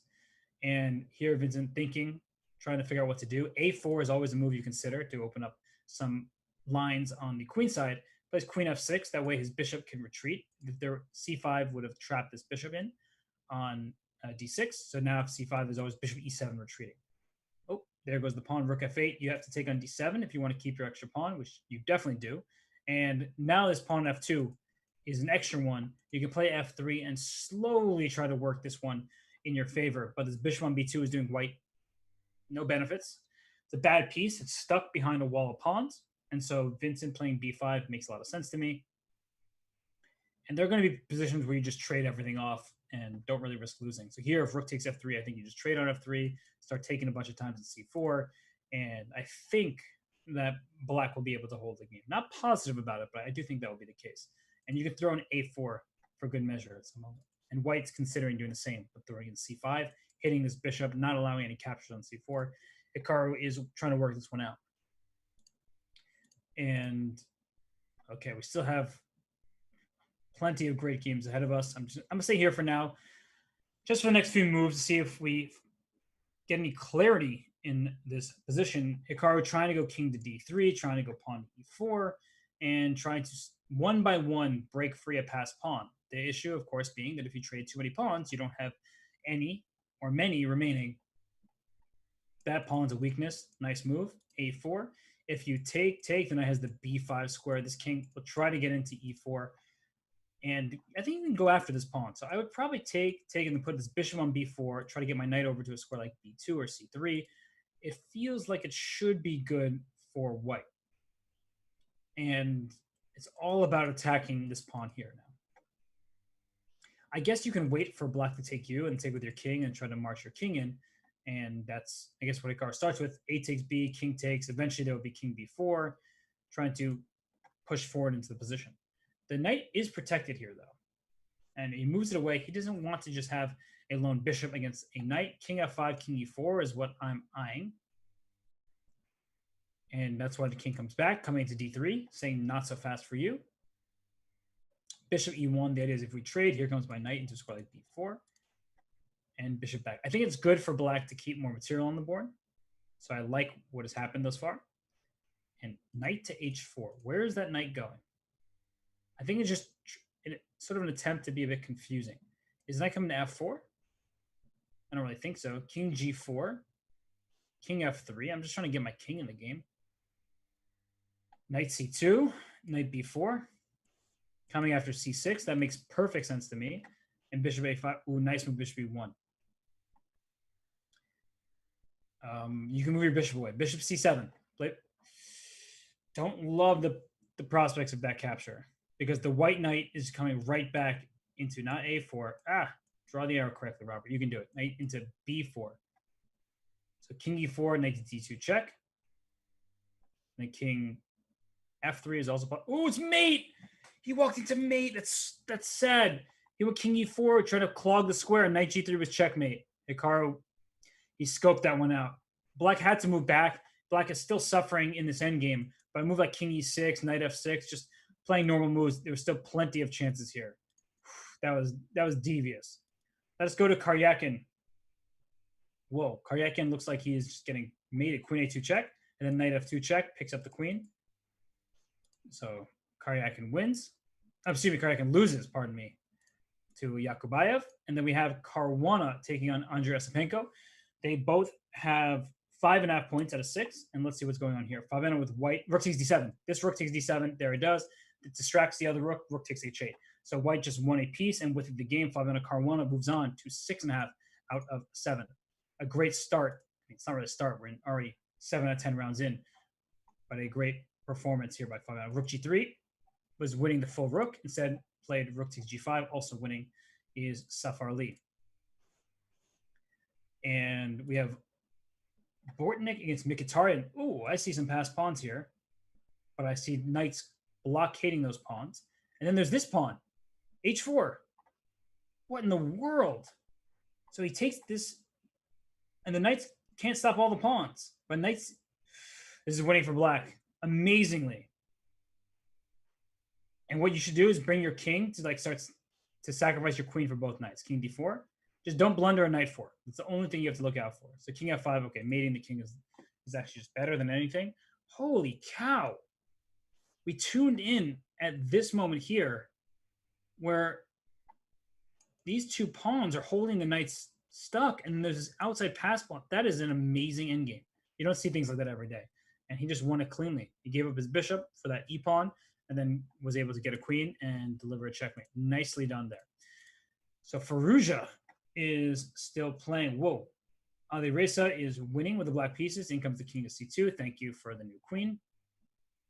Resignation before he could even get that queen. And that leaves us with just a couple games left. Oh. Draw by repetition. Huh? Wait, what? Check. Oh, these pawns are going that way. Oh my gosh, I'm seeing it from the other side. I was like, how is this a draw? It's because the board was flipped and the pawns are protecting the rook. So they're just checking back and forth. Got it. Makes a lot more sense now. And we still have one final game where it looks like we're going to get a draw. rook versus rook. Although last time we saw rook versus rook, one side blundered a full rook. So maybe I shouldn't speak too soon. And this one is completely level as long as you don't pre-move a rook blunder or anything like that. Rook d3 will be played. And now we see the trade. Whew. So we have 7 rounds in the books. We have one clear leader, that is Nordibek Yakubayev, and we have 6 people a half point behind with 6.5 out of 7. You can see the standings for yourself. We will be back in just a few minutes with more coverage of this Chess.com Speed Chess Championship Grand Prix. So stay tuned, everybody.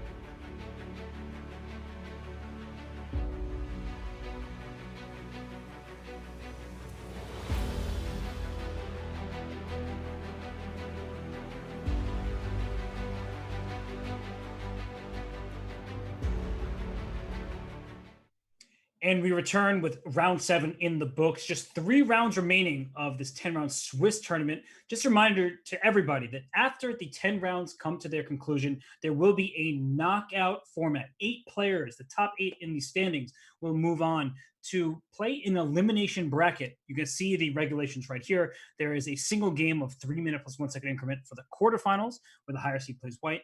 And then in the semis and the finals, there will be 2-game mini matches where they play games of 3+1. And in the event of ties and tiebreakers needed, there will be bullet games. It's a lot of fun. It's a handful. The players, they will be very nervous, but they're used to it at this point, and they know what's ahead of them. So right now we see that Nordibek Yakubayev in first place. He has his destiny is in his own hands, but so too do the players all there with 6.5, and even with 6 out of 7. You win the rest of your games, you make it to the top 8 and into the knockout. So many players in contention at this point. As I look down the standings, I see Hikaru Nakamura, I see Fabiano Caruana, Alexander Grishuk, kind of the who's who of the elite levels of chess, and then some maybe less familiar faces to people. I see Anish on YouTube. Now, that's not a familiar name because you know the name Anish Giri, but that means Anish is streaming this tournament. So that's cool to see. Anish is awesome. He's full of great insight, as he is one of the best players in the game, and he's quite witty. So let's go to Hikaru Nakamura's game against the leader, Nordibek Yakubayev. And the first thing I noticed is that white is down 20 seconds because didn't know that the games were starting, and the internet connection is just at 2 bars here. So that break did him no justice as he's struggling. So let's move on. We'll come back to this game if and when moves are played. We have Grishuk with the white pieces. Who is he playing here? He is playing Pavel Pankratov, strong Russian grandmaster, and knight to c4. So that move is played so that you can castle, right? The knight on c4 block the queen's access to the f1 square. You can't castle through check, but the knight says, hey, I'm blocking your diagonal. So then the knight, king was able to castle. The knight came into e5, putting pressure on this knight in particular in d6. So when the dust settles, we'll see a bunch of trades here. And I think black is just trying to claim, I'm okay. My bishop is excellent here. You are up a pawn for the time being, but I'll be able to pile up pressure on this pawn. So knight e5, bishop e5, eventually rook to d8. The pawn on b2 is under attack. The pawn d5 will quickly be threatened. The queen on a6 puts pressure on a2. So I do think that Grishuk, he had a normal opening, but I don't think this is going to amount into any sort of advantage. So I do see that Hikaru's game finally has some moves. We'll go to that just very quickly because I see a huge time deficit for Yakubayev here. And that's what happens when you spend a minute and a half on your first move, either because you overstayed whatever you were doing during the break, maybe make it a smoothie, the blender was taking a while, or you just kind of forgot or had bad internet connection. Whatever it is, it's on the player to be back in time. They know how long their breaks are. So yeah, b4. Wait, if you take, there's queen a4 check. What is happening here? Knight c6, then knight to e5. Oh, it's getting complex. And so Hikaru takes it. He doesn't trust the sacrifice. In comes knight c6, knight e5. And what now? Bishop d6. Takes. If you take on c6, it's bishop d7. It takes on d5 first. Just pawn takes d5. At some point, you probably have to take, otherwise you're down a pawn. Here's bishop d7. The rook is protected. And how in the world can black complain about this position? It's not even down a pawn, and you have 3 minor pieces developed to now just 1 for white. And this is just as good as it gets out of the opening for Hikaru Nakamura. You're up a minute on the clock, and you're fully developed with no real weaknesses that white can try to take advantage of. So let's keep on going. We'll go to Safar Ali versus Caruana. I saw that game and was like, that's a game from their childhood because they were around the same age. They played in many world youth events against one another, competing for top prizes. At first glance, I like black's position. It seems like you're very active here, threatening e3, semi-open file for the rook on f8. There's rook on e4 hitting d4 and e3. Bishop takes h3 at some moment. Should and will be considered. So queen f4 check. Are you going to play g3 to block the check? And that makes the h3 square look more vulnerable. Rook f6, bring another piece into the attack. White just doesn't have space here. And that's because look at these pieces so harmoniously placed for black. I would worry in the long run if this knight could get to e5 or c5 or something like that. But with the queens on the board and black's pieces staring at white's king, I'm actually really concerned about white even lasting a couple more moves. It actually looks like there may be a quick end to this game with a rook g6 or rook h6 or rook h4, whatever it may be. I see many different options for black, and all of them appear to be scary. And for white, I mean, knight c2, where your pieces are going in the wrong direction, aren't they? So let's see, rook to g6, immediately threatens checkmate in one, kind of like that. What else? Rook h4 makes sense, going after h3. Here comes the ambulance, and hopefully all is okay. And well, for Safar Ali, he hopes that all is okay on his king side as well, because he may need that ambulance to repair what these rooks and queen will do to it. So Five thinks, he immediately threatens checkmate. Knight e3 is possible because rook takes e3, pawn takes e3. The rook on d2 will protect g2. So that is an option here. After a knight to e3, though, I'm thinking even queen f4 check. g3 looks hard to make work always because of the h3 square. It just feels like you're snaking your way in. It's like kind of inching your way there, move by move. So rook g1 played. I mean, I'm just thinking about going. There's so many attacking chances here. Bishop takes h3 is checkmate if you allow it. So like queen c1 takes, rook h5 takes, queen h5 would be checkmate. Those are all moves I was making, but I just wanted to show you how quickly this game can end. So I think you have to play a move like rook to d3, protecting this pawn on h3. But here, queen f4 check, queen takes f2. At the very least, looks like a free pawn. And what else is happening? So queen f2 looks like free material. Bishop f5 to e4, queen to e4, hitting g2, hitting h3. All these moves are looking really good. Actually, queen e4 might just win the spot. I actually was just thinking about creating threats. I didn't realize that the queen for f3, bishop takes h3, that is checkmate once I move my bishop out of the way. So it's a quick checkmate here for black. And bishop f5, bishop e4. Oh, that's nasty. If you take the queen, I take the pawn with checkmate. Similar ideas. So Fabiano brings the bishop right into e4, and down goes this white king. That's nice. That's nice. Ooh, and after queen e4, of course, the moves that I was suggesting weren't necessary. So this bishop f5, bishop e4 maneuver looks just to be stellar. And you still can't move your rook because that's checkmate. So black can play a move like rook h6, or what else can be played here? Some kind of move that pile up more pressure here. Queen g4 is possible, I guess. I don't really like queen g4. It looks a little bit more vulnerable. But Fabiano takes and just plays rook to h5. Okay. Looks excellent. I think knight e5, he's going to sack. So he plays queen e2. Watch out for a check down here. So queen e4 played. The one issue for black is the rooks are not coordinated very well, but you are also up in exchange, so you shouldn't really be risking too much.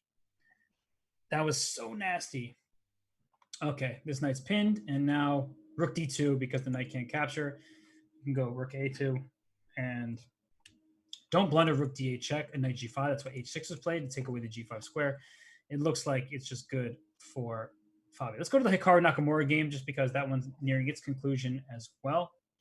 And well, there it is. Hikaru wins by resignation. Wait, what?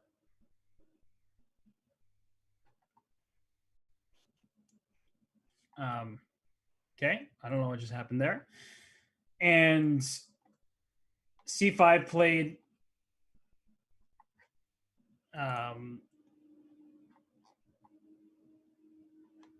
C5 played rook c2. So Fabiano's still pressing this, but let's see what happens.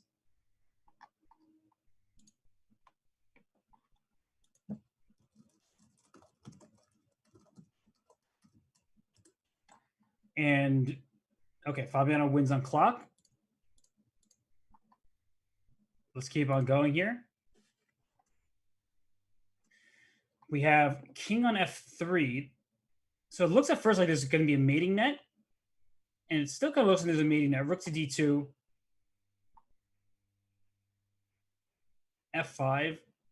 So all of white's pawns are just pushing up the board now. The king is safe. And looks to me like it should be good for white. Just rook check. King f4. Oh, king f4, threaten mate and threaten g4. King f4 now. There's actually mating nets everywhere. But now the thing is that the rook has to make a decision. So king h3. Don't allow rook h1 checkmate. And okay, rook check. King could have come g3, and this king g5. That was clever. There are actually a lot of clever checkmating nets. I'm going to show them after this game concludes because I think black is probably going to lose in a couple moves. And Rasmus Svane, very strong player. So let's just go back a couple because at this moment here, if you play king g3, black plays king g5, and rook g2 is checkmate next move. And the only way you can stop it is for one move by sacrificing your rook, but rook g2 checkmate would happen. So that's actually something you want to be alert for. Is when you might walk into a mating net, just don't. Just move your king back, and that's what white did, is move the king back and then move the king around so you didn't have to worry about being checkmated. So let's keep on going. We have one game left. Raunik Sadwani taking on Arthur Gabrielian. And this should be a draw. And likely will be a draw. You just push this g-pawn. And then you can even put this bishop on f4 if you need to. But this looks plenty good. White won on time! No! No! After defending for 96 moves and getting in this position, losing on time is heartbreaking. That's painful. Oh my gosh. Well, we have round 9 already underway. That's sad. And we have Hikaru taking on Fabiano Caruana. I think we'll stay here. Pretty bad game to look at, but we'll stay here for now. And let's see. Knight 94, we have Berlin Theory. Is this really what we're getting? No. Okay, we have this offbeat line, knight d4. Knight takes d4. And you can play d5. And are we just going to see... I don't think we're going to see the draw, which is a forced draw if queen takes d6. Maybe we will see it. Maybe Hikaru just has no interest in playing Fabiano and saying, we'll both make it through to the knockout. Okay. You know how I feel about draw offers early in the game. I don't like them. I understand that they're part of the game, and what Hikaru is doing is like, I don't want to take a risk against this guy here, because if I lose the game, then I may not qualify. But if I draw the game, yeah, I'm in great shape. And so this line here, the point is that the queen check, your bishop can't block because the b7 pawn. And if you block with this bishop, they would move like bishop f4 with tempo, things like that. So the queen blocks after queen d4. This bishop can't develop because of the g7 pawn. So this is actually known theory. It's a draw. Let's move on. Not very exciting. We have Bortnik taking on Feruja. a4 played. The bishop can't be captured because the queen was under attack. And now the queen dropped back to c2. You can play bishop a5 if you'd like. You can also just not take that. Take this knight on c3. That was a misclick on my end. Take this knight. And this d pawn with the knight are taking care of the e4 square. So Bortnik thinking quite deep in the think tank at this point. Seems to me that black's position is okay here, but he's spending too much time. So that's actually a pretty bad trade-off. Like, even if your position is acceptable or even quite playable in terms of trying to compete, not just to hold the balance, but maybe play for something more, if you're down half a minute on the clock, that's not going to help your chances. So Feruja is doing well. And draw on purpose is allowed. Well, if you're playing opening theory and the draw happens, there's nothing you can really do to stop it. I'm going to go on to the next game for a second here. I'm going to go to the game between Haik Martirosyan and Raunik Sadwani. What in the world? There's a king on d8. The queen trade is being offered. So having the king on d8 is actually not a big deal because you've lost your right to castle, except for the fact that the queens are coming off. So while a king in the center would be weak and vulnerable in a game with queens and heavy pieces on the board, when pieces are getting traded off, in this case the queens, you don't really run as tremendous a risk. So I think that Raunik is probably content to trade them off. Maybe bishop d6 now. I am worried about some kind of knight takes d5. You just have to look at ideas with these tactics on the d5 square, but I don't think they pan out. Because knight d5 takes, rook takes d5. The knight is protected already, so you can go move like king e7 and get away, or king c7 even. So what are we at here? Even material.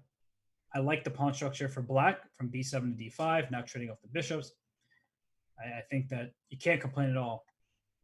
for Sadwani, but this is the type of position that Heike Martirosyan with the white pieces is fully capable of converting this from a slightly nagging position to a full point here. For instance, c4 comes to mind with rook to d1. He plays king d2. This knight can't get to either forward square and plays a4. I prefer black's position, honestly. I don't see anything here for white. The rook's on the open file, keep the knight stuck to the e2 square. But can white start mobilizing h4, h5, and bring the rook out to h4? That's how you start playing for more from Heike's perspective. So let's move on. I think there are other games that we should keep our attention on. We have Arjun Erigaisi versus Alex Shimonov. They both have 7 out of 8 points. And what's going on here? Even by material, but by position, black has the outside pass pawn. White has the more dangerous pass pawn because the d pawn is a little further advanced. So I would be careful here if I were black, because also the kingside pawns are weaker for black. Rook e7 hits f7, which behind it is g7, h7, all these pawns. So it feels like with rook a2 check or rook a1 check, there are all these threats. Actually, rook a2 check, king here, rook e7 is very tempting. Just to show that quickly, king b5 is bad because check, you have to go to c file, check, I win your rook. And if you go to b7, then I have check, rook c7, rook a7, check, and I take on c7, take on f7, and then maybe g7, h7 also fall. So he plays king to d4. He is setting up rook a2 check, which forces king to b7. So I would think rook c7 is the move you'd like to play. Or he said rook to d8. I guess it's similar conceptually because after rook a2 check and rook d7, you have rook to d7, which offers an exchange of rooks. And whether that exchange helps black or hurts black remains to be seen, but you are defending your more vulnerable kingside pawns. And that sounds like a fire truck. So welcome to New York City, everybody. Hope you enjoy it. Don't go king b5, though, and rook to b1 mate. King b7, rook e7. Here comes rook to d7. We're going to see a trade of rooks on d7. Otherwise, the d5 pawn is in trouble. And then king e5, I'm imagining, is what's going to be played here. And then d6. White is more advanced here. You have, this way you can play h6 at some moment with the king coming into f6. So there are all these ideas in the pawning games. d6 possible. d6 certainly is possible here. Actually, what's the plan after d6? So it plays h6 first. And then now d6, I imagine. And a big difference is that if the king has to go to e5, there's the f6. So rook c2, though. Rook c2. Try to get your rook to c7. Here it is. The king is cut off now. And this is looking really tough for Shimonov. This threatens to just win a pawn. I like this decision by black, all things considered, is you're just trying to march your b pawn down as quickly as possible. Keeping an eye on Firouzja. Okay, we have to go back to Firouzja versus Bortnik. I know this endgame is also interesting, but Bortnik has 2 seconds left. Firouzja is trying to win on the clock and go after this king because the king side is ripped open. h4, queen g7, rook f6, I believe, should be played. Can't take on g4 because the h6 up here, queen f4. And there's a rook b2 check. So that's the one thing that Firouzja will keep an eye on is his rook b2 move. Rook takes e6, doesn't quite work. As queen f8 check, you just drop your rook back at the end of that. Bishop c2 actually just hits this queen here. Then black will have to play rook b2, sacking in exchange of bishop a4 first and winning on time. Rook a5 is won by bishop c2. Thank you for your queen. That's stuck here. You lose it because queen g8, rook h6 check is devastating. Sadwani and Heike Martirosyan have drawn their game. And we're back to Shimonov versus Arjun Erigaisi. This king is trying just to gobble up these pawns here. So rook on f4, protecting the f2 pawn. Here comes king to g7, hitting multiple pawns. So I guess rook e7 will be played, but I don't think this will help you survive. So h5 was instead chosen. King g6. I think you can play rook h4. Now you can't because you lose the f-pawn. Rook somewhere, rook f8. Now f4 check is an idea. And the idea for black is after f4, there's going to be rook g2 at some moment. So check back. What's this back and forth? Seems a little off. f5 check. I push the pawn here. And now the big issue is I think you can get away with an eventual king f4. So check first. Oh, okay. So king f6 is also king f. Not quite. Not quite. So king f6, there's rook takes g3. I thought that was rook takes g3. Here, rook g7. No, this doesn't win. Rook takes here. Uh-oh, rook g1. And you go long side. Exactly. You go long side. So maybe rook a3 first is good. Rook check again. Check. Okay, you can get away with this. But now king f6, rook back over to a1. And your rook is on the long side, checking this king. So we've seen endgames like this already today, where white has won. f6. Rook a8. You need to know your technique here. King h7. You put your king in a discovery check, because if the king goes that way, your king would come to g6. So this is actually very instructive. Don't get checkmated. King h6, king g5, and now rook a7 check. There's going to be rook e7, and rook back to e8. Good move. This is very instructive technique by Shimonov here. Oh, f7. It was instructive until it no longer was. These endgames are so hard to hold. Okay, now it's winning up a full rook, and Arjun Iragisi, he earned that. He was up a pawn for this whole game. That just was too difficult to defend here. I mean, he's doing the right thing with his king maneuvers, but this is where it gets tricky. You make a move like check, and then you bring your king here, and king g6. You got to give another check. You got to make sure that you aren't walking into f7 like this. So by giving a check, you force the king back to f7, only move, then you can rinse and repeat. And after rook e7, you go rook e8 again, and we've been here before. So instructive endgame, unfortunately, was botched in time trouble. Can't blame the player for that. Can't blame anyone else either, but tough to hold. Shugirov draws with the black pieces there. What's happening here? Knight versus rook. This is a draw, and it should certainly be a draw, but in a bullet scramble, anything can happen. And let's see.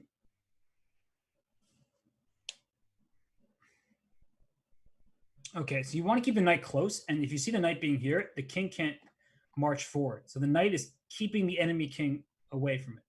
Going king to e6, you're going away from what you want to do. You want to push the king to the flank or to the first rank.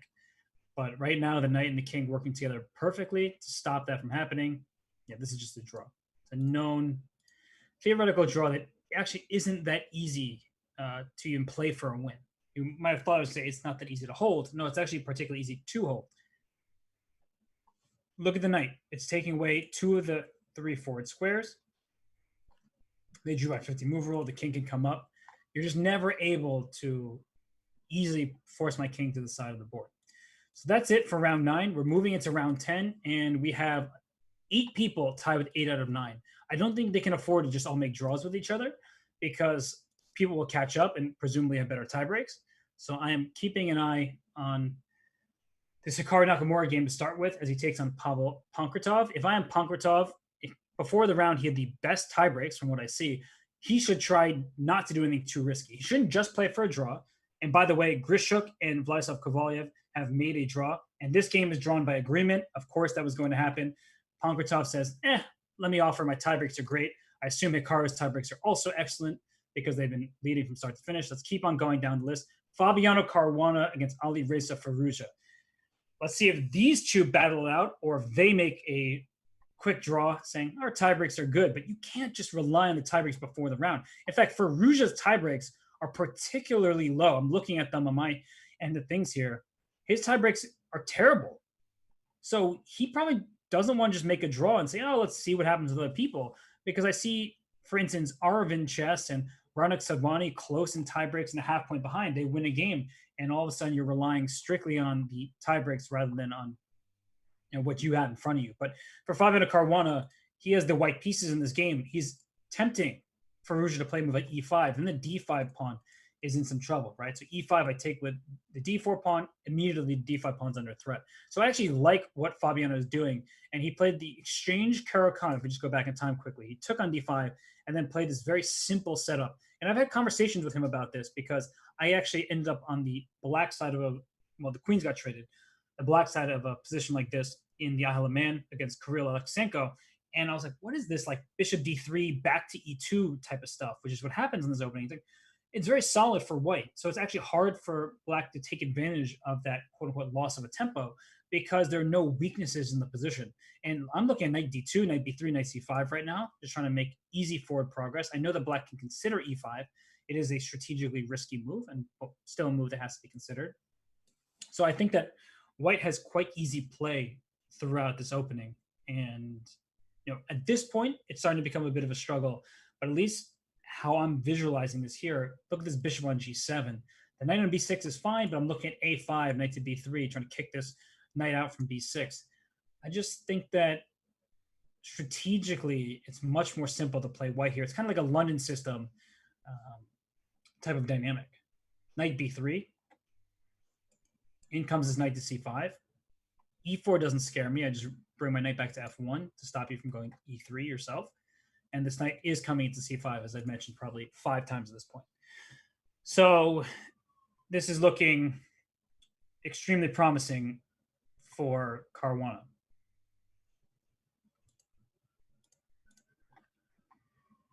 And okay. Who else? We have another game towards the top. Amin Tabatabai here taking on Arjun Irigasi. I'm just going to flip between these two boards. I'll probably stick mostly on the Caruana game, but these players both have 8 out of 9 as well. And we saw Arjun Irigasi win that rook and pawn endgame just a round ago against Shimonov. And here with the black pieces, he just played a5. So you see that there's pawns just attacking each other in numerous ways. I'm looking at the f5 square for this white knight, not getting in there anytime soon. Black can fill the square with f5. The bishop on g7 doesn't look very promising, but it's also just safe and sound where it is. So we may see mass exchanges on b5. So take on b5, trade everything off here. The d6 pawn will quickly be target. Bishop d2, in between move. I love the look of that because now your rook's under attack. And if you move the rook, down goes the knight on b5, and I get to escape with my pawn. So Amin Tabatabai here just steals a pawn. And that pawn's quickly going to b6, and the knight coming to c4. Like this d3 pawn, I guess you restore material equality. But I think we can all clearly acknowledge that this b5 pawn is now a clear passer and maybe the best piece on the board. So I'm going to go back to the Caruana Ferrugia game very quickly. I just want to see what's happened here. And the last one was rook a7 and bishop to g8. So the d5 pawn, I think you can capture that, and Fabiano does. And bishop c4 will be met by knight takes a5. So there are some crazy tactics here where that would force white to sacrifice the exchange on a5. And then the b7 pawn is hanging. I mean, c4 hangs the d4 pawn. That's definitely not what Fabiano wanted. So did he sort of take a bite of the forbidden fruit by taking on d5 too early, or is this actually going to work out for him? And knight takes d4, I would take that pawn well before I would take the pawn a5. And now that I say that, he's probably going to take the pawn a5. He does neither. He plays f5, opening up an attack on this pawn on d4. So knight takes b7 is a move here. I would consider that one. But then there's knight takes d4. Oh my gosh, this position is so hectic. This position is really crazy. Bishop c7 hits the queen. Knight takes d4. Bishop takes d8. Knight takes b3. Knight takes b3. Rook takes d8. What's happening there? Looks good for black. So if knight takes d4, maybe there's just a queen move somewhere. Queen g3 or queen of b4. I don't really like the look of queen b4 because eventually there will be knight to c2. Queen d1 also possible. Queen a2 or queen a4. All these moves possible here. It's a tricky position. Really tricky here. Queen d1 played the safest square for the queen.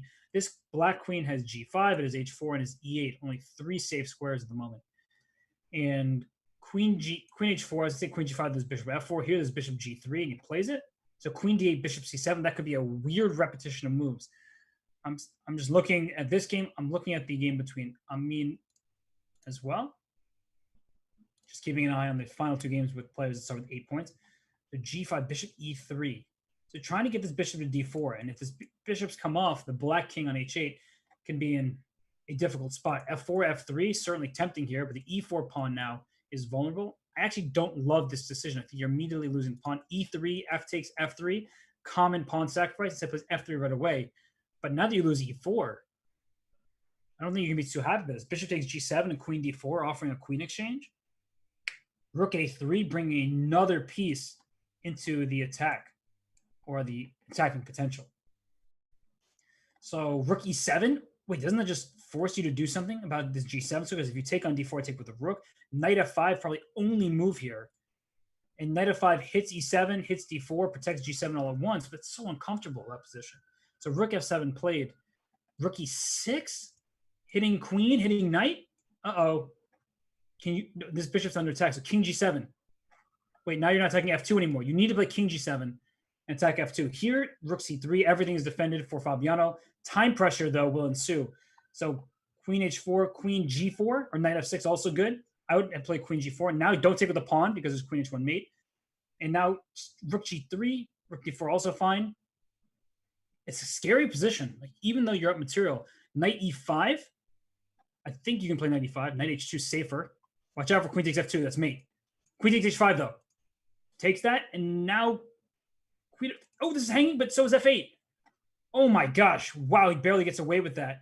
Knight f3. King is getting safer by the second here. This is problem.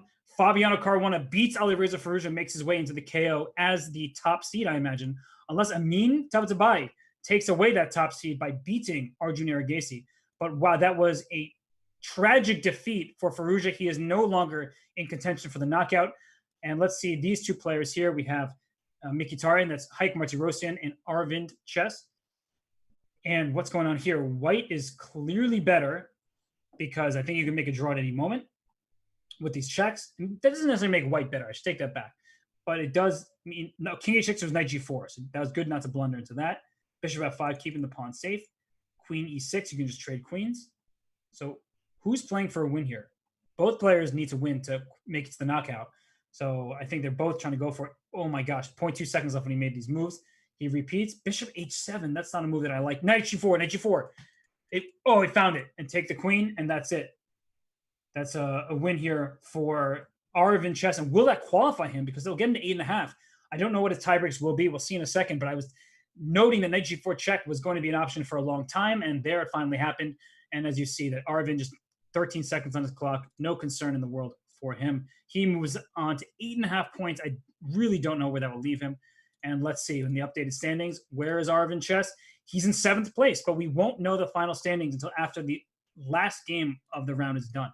So we have Raunak Sadwani taking on Paul from St. Petersburg, and they both have 7.5 entering this. Raunak can just take on f7. He is about to move to 8.5 points as well. There's a resignation. Raunak Sadwani, 8.5 points, a tie for 3rd place. And all these other games, no, these players don't have enough points. They had 7 points entering the round. I don't want to look at rook against rook anymore. We've seen enough of that today. So where is Raunak? He's in 8th place before the final games conclude. So if the standings are cemented here, they're stuck in stone, Raunak Sadwani will make it through. Arvind will also make it through. And that will leave Shield 12. Let me see who that is. I have no idea who that is. That is Shamsidin Vokirov, another strong Uzbeki grandmaster. And we have Tamir Nabati at 8.5 points as well. So if we'll see, there's one game remaining. Indian lad, he doesn't have enough points. He's somebody who you could see in the knockout any week, but not this week. As he's making a draw, we are going to see them both finish at 6.5 out of 10. It's a good showing, but unfortunately, 2 points below the standard necessary to qualify for the knockout this week. Just don't blunder a checkmate or don't hang your rook, and you will survive this game. So I'm looking at the standings once more. It seems to be the case that our qualifiers will be Fabiano, Amin Tabatabai, they're for sure through. They went 9 out of 10. Pavel Pankratov, that's Infernal XAM. Hikaru, Grishuk, Kovalev. Okay, it's over. So let's see. Hold your breath. We'll see who made it through. And wow, it looks like Arvind ends in 5th place. And Raunak Sadwani ends in 8th place, barely a point ahead on tiebreaks over Vokirov. And that means that the top 8 is set in stone. Caruana, Amin Tabatabai, Pavel Pankratov, number 3 seed. Hikaru Nakamura, the 4 seed. He will take on Arvind Chess. Arvind Chess is Arvind Chittambaram from India, very strong player, not someone to be taken lightly. Grishuk clocks in at the 6th seed. Vladislav Kovalev at 7, and then Raunak Sadwani at 8. We're going to take a quick break. We'll set up the bracket, get the players all set, ready to go for this knockout. We will be back soon for more Chess.com Speed Chess Championship Grand Prix action.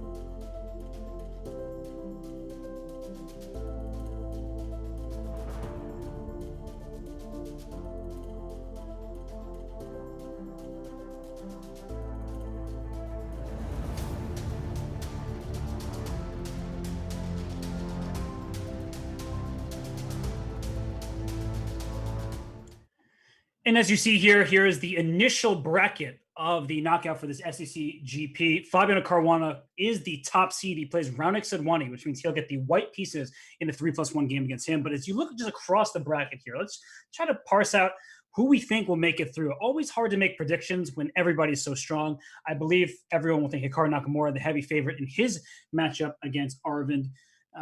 Down there on the bottom left, we have Grishuk. He's the 6th seed, which means he'll get the black pieces in the game, but he is the higher rated of the 2 Russian players in that matchup. Vladislav Kovalev has been really great thus far in the Speeches Championship Grand Prix events, but he has a tough opponent. Amin Tabatabai tied for first place with Fabiano Caruana at 9 out of 10. That doesn't happen every day. So Amin in good shape today. That's a toss-up to me. And Fabiano Caruana, as mentioned, he should be the favorite in that one. So let's remind everybody about the format. It is an 8-player knockout bracket. You saw those 8 players, and you saw the brackets on screen. Now you'll see how this works. It's a single game, just one game of 3-minute plus 1 second increment. The higher seed gets white in the quarterfinals. If they draw their game, then there'll be sudden death bullet games until somebody wins. In the semis and finals, it's 2-game mini matches, just like you'll see in most big tournaments, like the World Cup and everything like that. 2 games, whoever wins those 2 games, 1.5 points gets you through. Otherwise, you go to bullet tiebreaker. And just in addition to what's going on here, let's talk about the prizes real quick. $1,000 for the winner of today's action. Second place will get you $500. No small prize. And of course, there will be Grand Prix points at stake. But without further ado, we are going to have these matchups underway any moment now. You can see all the pairings. The games will happen all at once. I will do my best to jump from game to game, as I see interesting moments. But forgive me if I miss some moment. I'll do my best. And we have such great players taking part in this. Fabiano Caruana is in his first knockout. He's played in several of these Speeches Championship Tuesday events, and he has not qualified for the top 8. This is his first time. He won the Swiss portion, and we're about to be off with the games. Actually, during the break, he was messaging me, telling me that it was his first time making it through. He seems pretty pumped, and well, if you're a Fabiano Caruana fan, you probably want to see him go all the way, not just make it here, but take first prize. And Hikaru Nakamura and Arvind Chidambaram, they will be awaiting the winner of this Caruana-Sedwani matchup. So this are already in the semifinals. You might see Caruana versus Nakamura. And the other side of things, you have Pankratov versus Grishuk, Tabatabai versus Kovalev there. I just don't know, who you can put as the favorite throughout this one. So let's get the show on the road. I'm ready for it. And here we see the players are ready too. Fabiano Caruana with the white pieces against Raonic Sedwani, the young talent from India, the teenager, plays the Dutch. You don't see that every day at the highest level, but the point of the Dutch is to fight for the E4 square. Now you see a stone wall type of configuration, making sure that white is not playing E4 very easily. The bishop came to E6, wanting white to take on an F6, so you take with the E pawn, opening up your bishop on the dark squares. But instead, we see a very awkward setup thus far by Sedwani. The fact that he's spending a little bit more time in the opening does concern me about his chances. But for now, it's still the opening stage of the game. Fabiano thrusts his h-pawn forward, trying to go h5, knight f4, maybe knight to e5. Seems easier to play this for white, if I'm being honest. So we have this one here. Let's move on to the other games. We're going to have to jump around. It's not going to be easy, but let's go to the game between Hikaru Nakamura and Arvind Chidambaram, because as we have this game here, there's a missing g-pawn. That's the first thing I noticed when I was glancing over the position. Knight f3, knight f6, b3, g5. Look at this move, saying take that pawn. I'm going to play e5, d5. So black gets very quick play in the center, and white steals a pawn in the process. So e4, knight takes e4. Look at how active black's pieces are. This queen come to f6, bishop to c5, bishop to g4. It seems like black is just picking up momentum and trying to run away with it. And for white, you want to get the king to safety, but do you have time to play bishop g2? Hikaru chooses knight back to d2, which challenges the more advanced piece in the center. I'm already looking at knight takes f2 type of sacrifices. I don't think they quite work out, but that's what I have my mind on right now. Is like, can I get away with knight takes f2 and a bishop c5 check? Probably not. So I shouldn't go all in. They're not my pieces. So you know me, not my pieces. I do it. I sacrifice them, just try to see if they work, but I don't think it does here. Hikaru Nakamura up 15 seconds on the clock. He's up a pawn on the board. His king in the center, not feeling like the safest piece in the world, but after knight f to d2, now knight takes e4, he will start trading some of the more aggressive black pieces, and still not completely out of the woods is Hikaru Nakamura. Bishop c5 can come to hit f2, or a bishop to b4 because the c3 pawn is pinned to the rook. These kind of ideas will make themselves felt in the position, but I think that bishop e3 is a good move, stopping bishop c5. You can always play queen to d2, queen c2, putting pressure on e4, bishop g2, adding more pressure on the square. And I don't see how you pile up more pressure on the white king. Knight e5, knight g4 feels a little bit slow. And so I think that Hikaru should be happy. Let's keep on going. Let's go to Grishuk versus Pankratov. We see that Grishuk has the black pieces in this game, Pankratov with white here. And it stemmed from a Rogozin. I know that because a knight's in c6 in front of the c-pawn. Oftentimes black wants to compete in the center with a move like c5. And a6 played b5 is not a threat just yet because the rook on e8 has no defender. So if you put a pawn on b5, I could have captured it.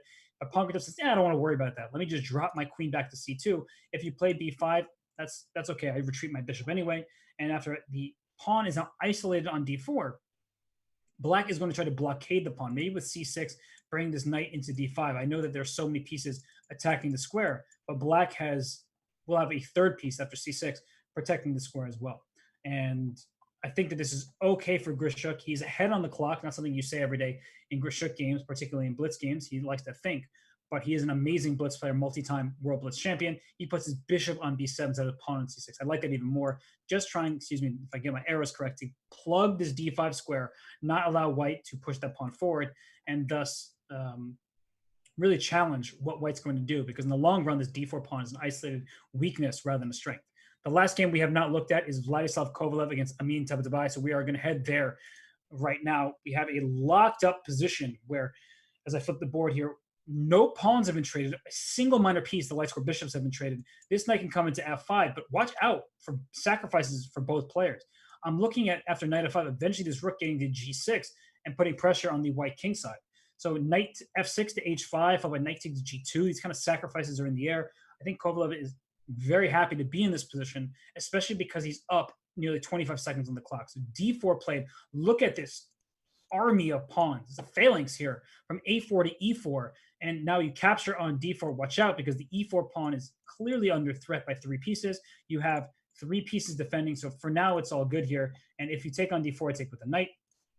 And then I attack your rook in the process. So white is doing fine for now. Happy to trade a bit. This rook on a3 can swing to e3. That's a good news for white here, because that rook wasn't doing anything when the pawn was in d3. So I like this transition here for white. I'm going to look around the games very quickly to see if some of the games are nearing their conclusion. Let us go back to the Fabiano Caruana game, because that game is one where we're pretty deep along. White has this very powerful looking bishop on e5, but also the weakest pawn on the board in the form of this pawn on a2. So how do you build up some of the pressure here? Raonic said when he offered a draw, I have a hard time imagining Fabiano as the high-rated player accepting the draw, but I actually worry about his position. This knight's coming to c3, and his pawn a2 is one that's probably going to fall. And how can your queen get to g7? There's no way to line up the queen and the bishop. So I think Fabiano will spend most of his time here contemplating this draw offer, thinking, well, we get into a bullet game. How do I feel about my chances there? What I would do, honestly, is click on Raonic's profile, and they're sharing screens. They're on a video call. Everyone, you can see what they're doing. There's not going to be any fair play violations. But my point is, I would click on his profile to see what his bullet rating is and to see how comfortable I feel getting into a bullet match with him. That's just what I would do. And he played rook to b3, which takes away the c3 square from this knight. b4 allows the knight to get to c3 next, but it does create a weakness potentially on the b4 square. c5 played, and this could be some trouble here for Fabi. Couldn't take on c5 because the bishop was hanging. Speaking of trouble, I spoke too soon. It became trouble for Raonic. And how do you finish this off? Queen g3, rook f6. That's one idea I'm looking at to get to the g6 pawn. He plays queen g3. Queen g4 is an option. Here, rook f6. I think rook f6 works. I'm not positive about it, but rook f6, tactically, e takes, queen g6, king f8, even rook f2 there, bishop takes f6. You're going for a mating net. And rook f6 definitely works now because you have bishop c5 check at the end. Rook f6 is winning. It is absolutely winning to play this move. Black will there it is, rook f6. You have to sacrifice your queen. Rook takes g6 check. So where is the mate? King e6. There has to be some queen d3 check. Where's the king going? Because bishop c5, calm move. I like that move because you're going after this pawn as well. Queen b3 check, still good. I think you pick up this knight. But then there's queen e1 check and queen h4. So queen c4, play queen e3 check. Rook g5. Oh my gosh, this is just nuts. And we saw Hikaru Nakamura win his game. I'm sorry for not really floating around so much. I just see this king here. I'm just trying to queen it. Oh, there was a mating threat, so he traded the queens off, and now rook c5 check, king b7. You win the bishop, even though you lose the knight. Wow, this has been absolutely crazy. And knight d3 check, king comes to e3. So e5 is a good move. g3 I'd play, or bishop e3 is fine. Whose pawns are better, the connected pass pawns or this pawn that's rumbling down the middle of the board here? Bishop b2 to e3, king e2. There's no knight check. You can play rook to g8 though. Go after this pawn. And after here, you have rook g5. But I think the pawns will get traded. We have Amin Tabatabai winning his game against Vladislav Kovalev, and that just leaves us with this game and the game with Grishuk. I'm just hesitant to leave this one here. It seemed like Fabiano was winning this game. He still has chances with this pawn, but this knight is very tricky with knight f4 on the docket. So wait a second. He's walking into trouble here. He's walking into big trouble. Here comes knight f4 ideas, and the king is marching into d3. Oh boy, king d3. Isn't that just checkmate on c1 next move? Black wins. Round said one. He wins the game. Let's go to Grishuk and Pankratov, because Grishuk with the black pieces is trying to stop this passed pawn. And rook b4, that allows a queen. He simply allowed his opponent to queen. He should have won rook takes b5, and that didn't work either. Oh no, so Grishuk also loses the game. And we see the 4 players move on. We don't need any tie breaks here. We have Pankratov beating Grishuk. We have Sadwani beating Caruana. We have Nakamura beating Arvind Chidambaram. And we have Amin Tabatabai beating Vladislav Kovalev. Not the results I expected to happen. I mean, Hikaru Nakamura winning is never a surprise, but the other 3 matchups, I would say the less expected of the 2 players won those. Oh my gosh. So we will take a quick break and get ready for the semifinals. We'll be back in a few minutes with more of this Chess.com Speeches Championship action.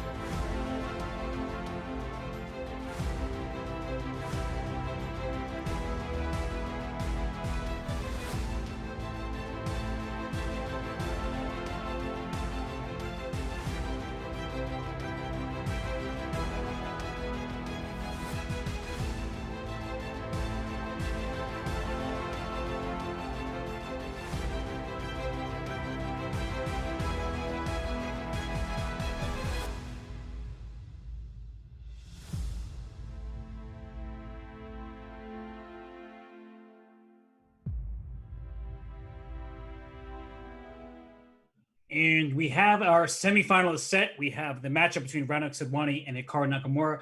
Sadwani has taken the white pieces in the first round. Hikaru Nakamura was able to choose as the higher seed. He was the fourth seed, Sadwani the eighth. And so he chose black in the first game of his two-game mini match. And Hikaru's spoken about this. If he is able to hold with black, he doesn't have to put as much pressure on himself with the white pieces. But let's say he loses with the black pieces. Now he'll know in the second game what he needs from his white pieces, which may dictate his opening. And then the other matchup, we will have Amin Tabatabai taking on Pavel Pankratov, two players that at the beginning of the day, when you looked at the starting ranking list of the players, you probably wouldn't have expected them to make their way to the semifinals, but two excellent blitzers, very strong grandmasters in their own right. But when you're playing against Grishuk and Vladislav Kovalev, I think all of our attention goes on these names that we know, and we overlook how strong some of these other grandmasters are. So we will start with the Hikaru Nakamura matchup against Ranak Sadwani. Can't wait for this one to take off, because once Ranak Sadwani beats Fabiano Caruana, you're like, hey, this kid can do it. He's a teenager, he's a GM, and he is able to beat some of these best players in the world. And Hikaru Nakamura is kind of like the big boss that you're facing in the semifinals rather than the finals. So let's get this party started. I'm looking forward to it. And this is Knockout, everybody who may just be tuning in. Appreciate everyone staying with us, watching this Speeches Championship Grand Prix coverage. We are in the knockout phase. We're in the semifinals of the knockout phase, and it's a two-game mini match to determine who moves on to the finals. So in just a little bit here, we will have the games going, and we will see which two contestants make their way to the finals. I think Hikaru Nakamura will be the heavy favorite amongst the people watching, and we actually are starting with Pavel. Oh, okay. We are not starting with Pavel Pankratov against Amin Tabatabai. We're starting with Ranak Sadwani against Hikaru Nakamura. And Ranak here with the white pieces, he chooses e4, and I'm guessing, I was going to say Caro-Kann, but Nakamura chooses to play a modern defense, not something you see very regularly at the highest level, especially not in classical chess, but in blitz chess, you can get away with some of these openings. And what do I mean by getting away? Look at white center, pawns on d4 and e4. You have good control over the central squares. Now c4 is played, saying if you take on c4, I'll take with the bishop. At some point, this a6 pawn can become a target. Now the semi-open c file, if I can get a rook there, I'll be happy about it. Black can consider playing c5 at some moment as well. So I think that this is quite a double-edged position in the early going. I would prefer to have white's position, but Hikaru Nakamura ahead on the clock here. Playing very quickly. He'll play h6. So that if h5 happens, he is g5. You don't really want to allow white to chisel at the king side. And so anytime there's h5, you now have g5 to push through. And queen to e3 or queen to d2, the king will come to h7 to protect this pawn. Rook came to d1. This making sure c5 is as hard as possible to play. The d6 pawn already was vulnerable, but playing c5 is no longer going to be an option because the rook on d1 will barrel through on the d file. So d5, a consideration is why Ranak dropped the bishop back to b3. Otherwise, there would have been a fork on the bishop and the pawn e4. Knight takes e4 ideas no longer work. There's a knight on c3 with the queen on e2 protecting this pawn here. So I think that all things considered, white is perfectly content. But what Hikaru is doing is he's kind of playing a waiting game. King h8, what's the point of that move?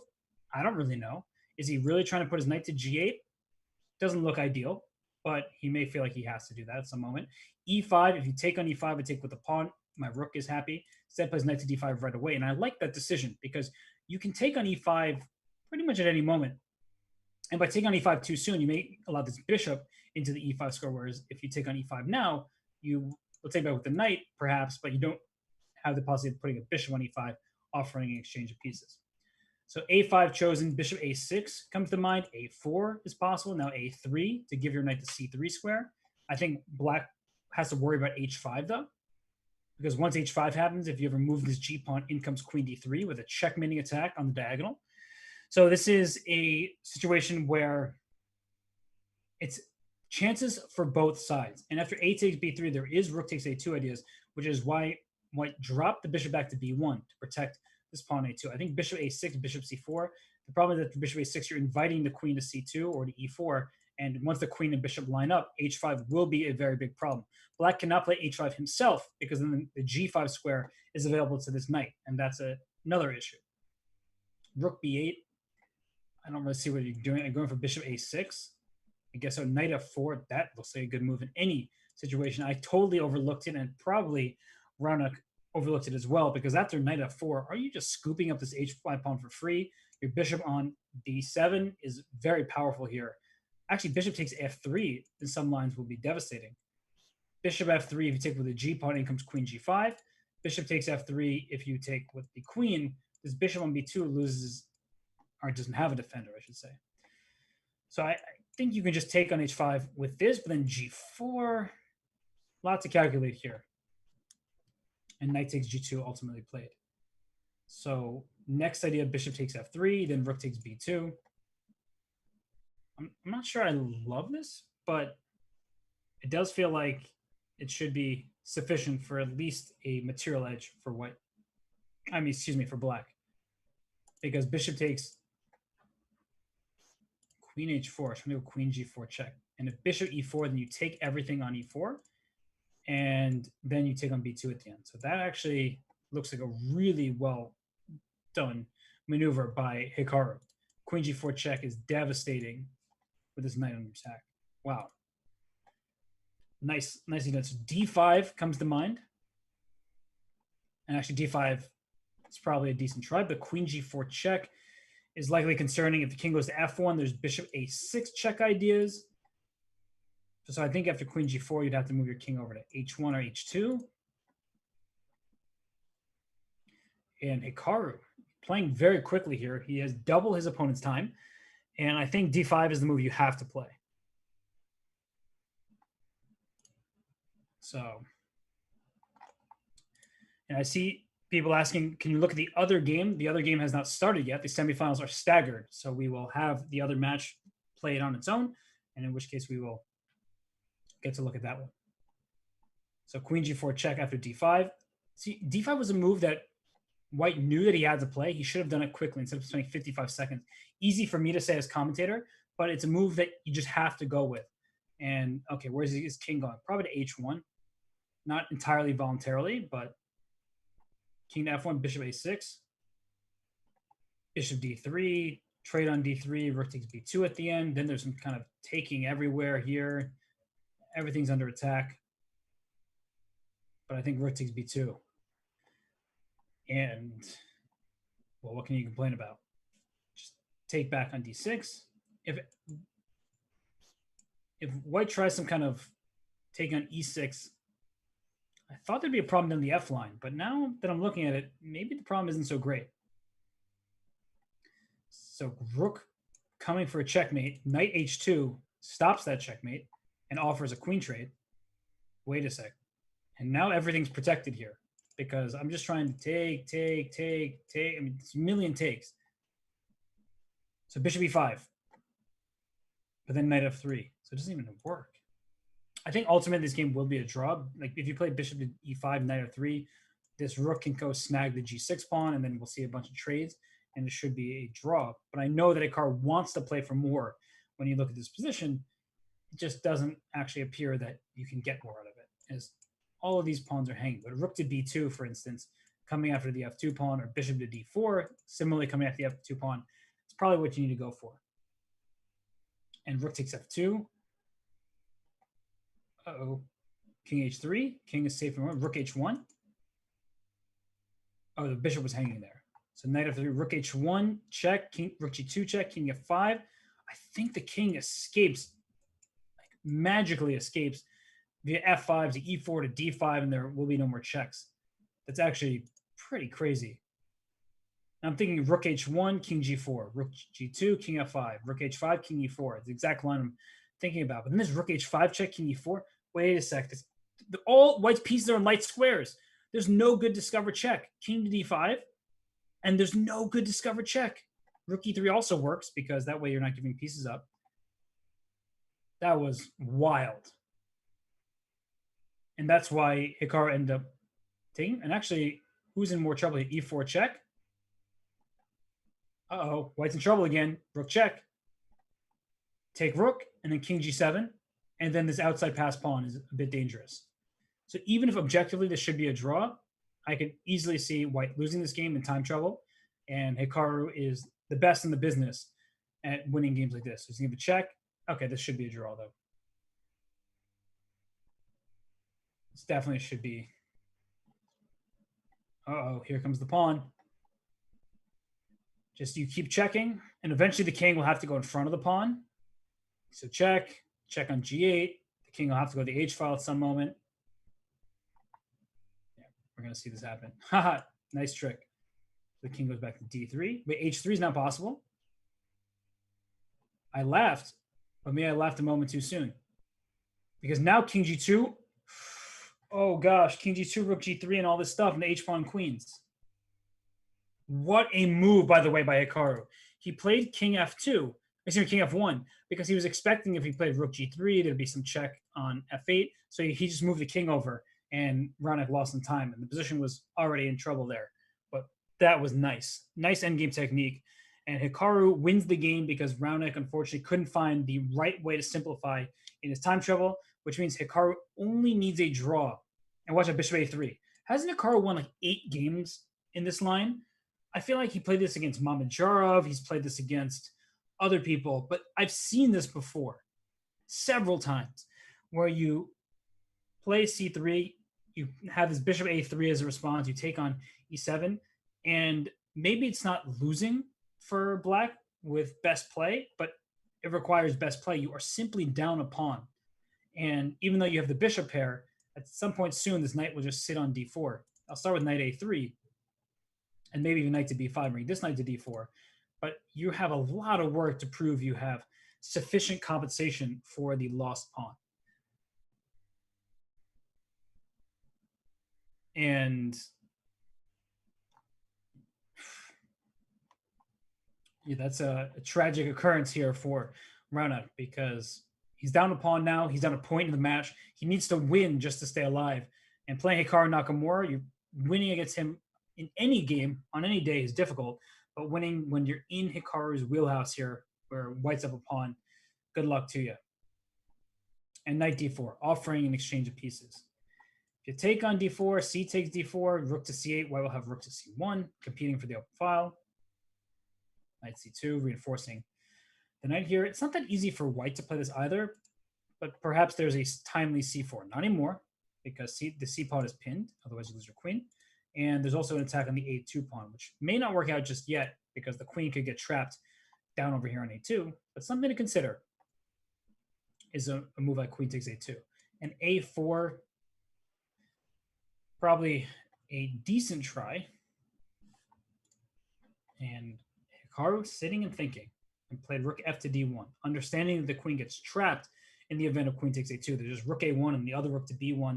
The queen gets smushed over here on these two squares. So knight to b4 is also an option. And the point is, you're offering trades of knights. The queen covers a2.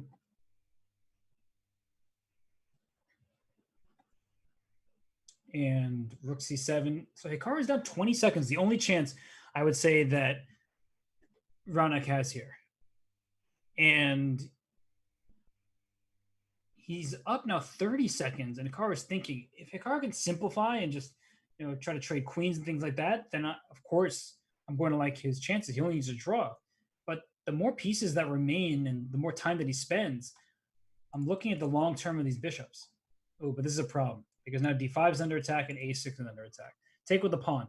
It doesn't look good. It's not going to be good, but you probably just have to do it and suffer the consequence. But actually, it's losing. This is also bad. Just knight takes d5. And if you try to pin, which you can't even get away with because my knight's attacking your bishop, so you can't even play really rook d7 or rook d8. So after knight d5, you probably just have to take, and if the queen takes d5, seems like the position peters out. Bishop takes c3. Is this possible now? Queen c3, the bishop moves away, and then everything trades off in c1. I take on b4. Looks possible. And after bishop c3, rook c3, queen takes b4, I think I get away with that just for the time being. There is still bishop takes d5 there. White's never going to be worse, but I'm avoiding a loss for black. I'm not even trying to play for a win anymore. So Yeah. Let's see. Bishop f3.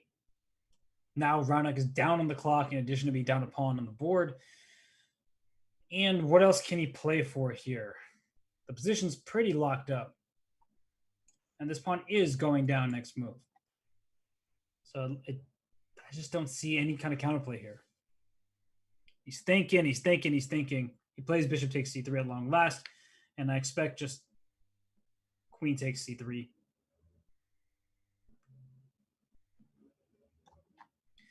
And the point is after queen c3, there's bishop d7. I just move my queen back. We'll trade a lot of stuff.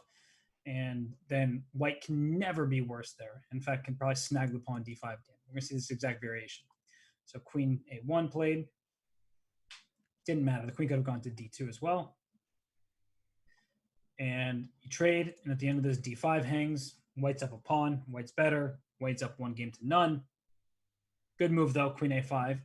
Giving yourself some chances by hitting multiple pieces. But now e4. And this is just... It's a matter of time at this point. Up the cleanest pawn you could ask for. So queen c7 now is what I would play and try to get an outside pass pawn. So I actually like the look of queen c7, trying to take on c4 and then play for a passed a pawn. Here, this isn't going to do anything. Queen c8 check, queen c3 check. Just play for a draw if you're Hikaru. No reason to even play for a win.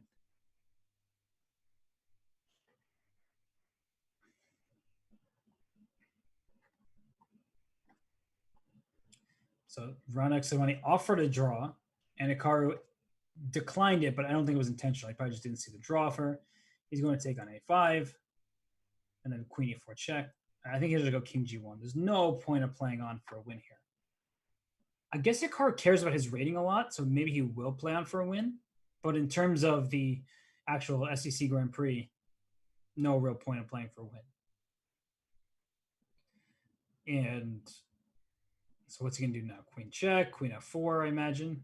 Okay, maybe just make the draw. Nope, queen f4 played. And king g2, I'll play his h-pawn forward. h3. Only white can win this game, so I don't blame Hikaru for playing on. But he does only need a draw to move on. You want draw, you get lost instead. No, I get the rating argument for sure. He's over 3,200. I think he's the only player on the site that's over 3,200. He works very hard to win every blitz game that's in front of him. So I'm not criticizing his decision to play on.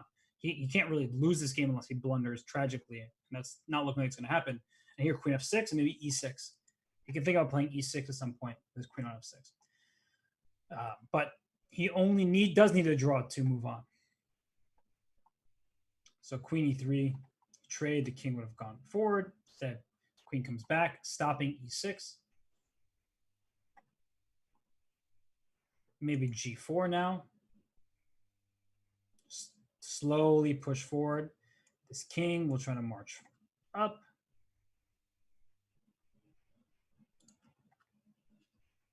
And, okay, there goes the king. So g5 is always a possibility, but king h4 makes more sense. Queen g5 now.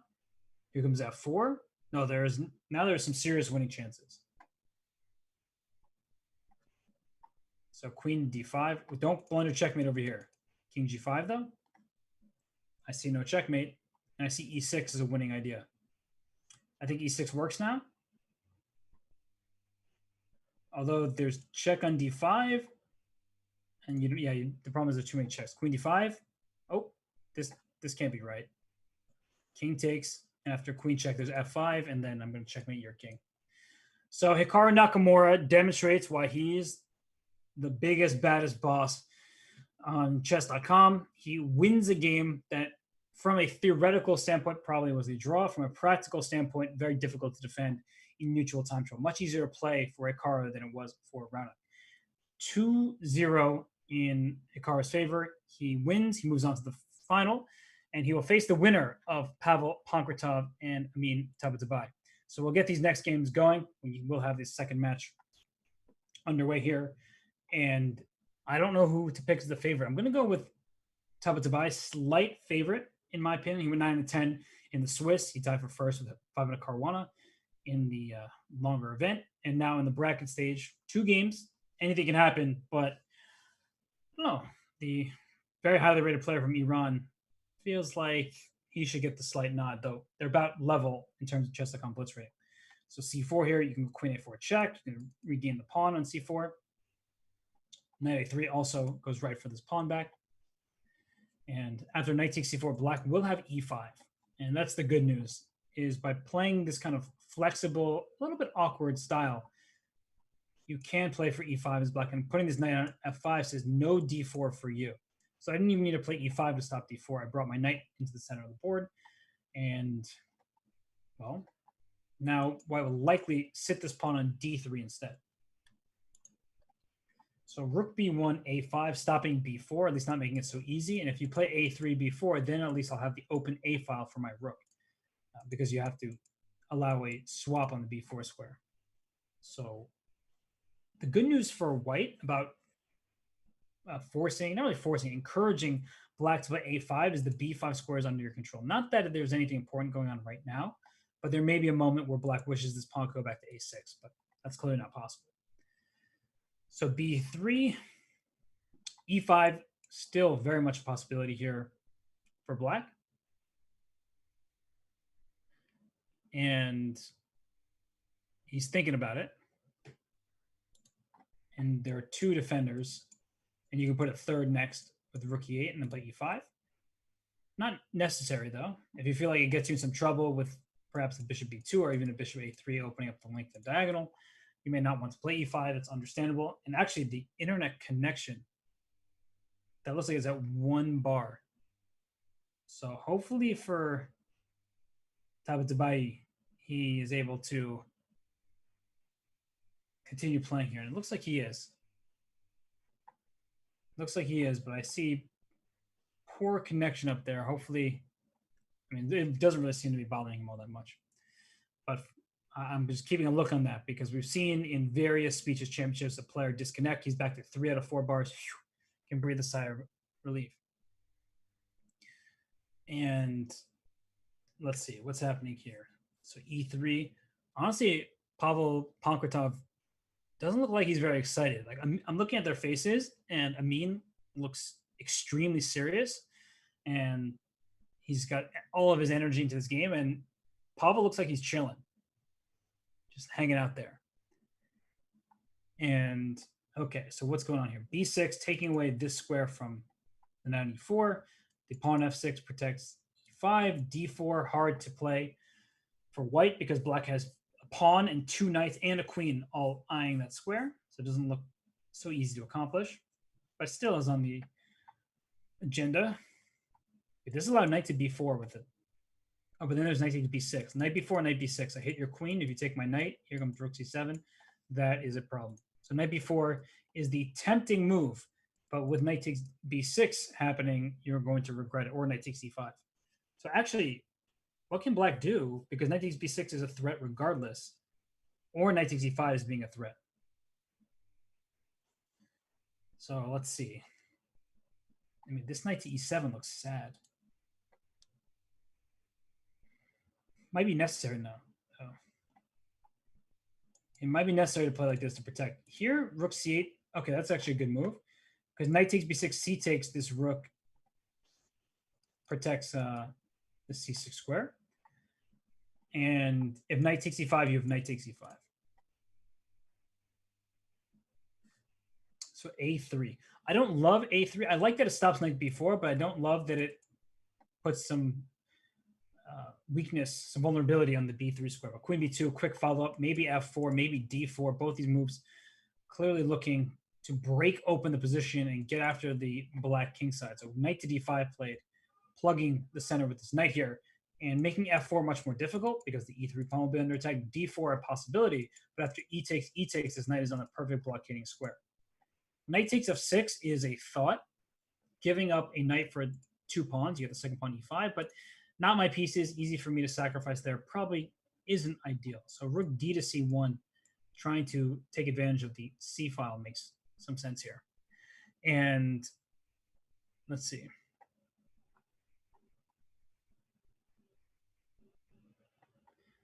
Rook c1 played, and Pankratov up some serious time here. He's up what, 40 seconds now, and down to 33 is Tabatabai here. Bishop to g8, good move, just protecting e5. None of these knight takes f6, knight takes e5 type of sacrifices are working just yet, especially now with the rook protecting here. And we saw a trade on b4. Queen to b5 is tempting, but knight to d6 would have been a problem with this rook on c8. Just the pawn would have been pinned. Cool tactics. So rook to b8 now allows the queen to maneuver away without any of these fancy knight tricks. So what now? b5 played. That pawn is both a great pawn for now, but potentially a weakness in the long run. h3. You're not really playing g4 because the knight comes to h4, but g4, g5. If you could play g5 in one move, undermining and collapsing black's pawn structure, you would. But g4, there's knight h4 type ideas, and you're actually really risking your king's safety. So knight back to d2, bishop e6, rook c6. I think knight e7 hits the rook and hits the h3 pawn. That looks like a mistake here, at least at first glance. c5. Talk about a move I never would have played. I thought of going right for the h3 pawn, but instead of going for h3, plays c5, and in comes this knight hitting multiple squares. The d3 pawn is under attack.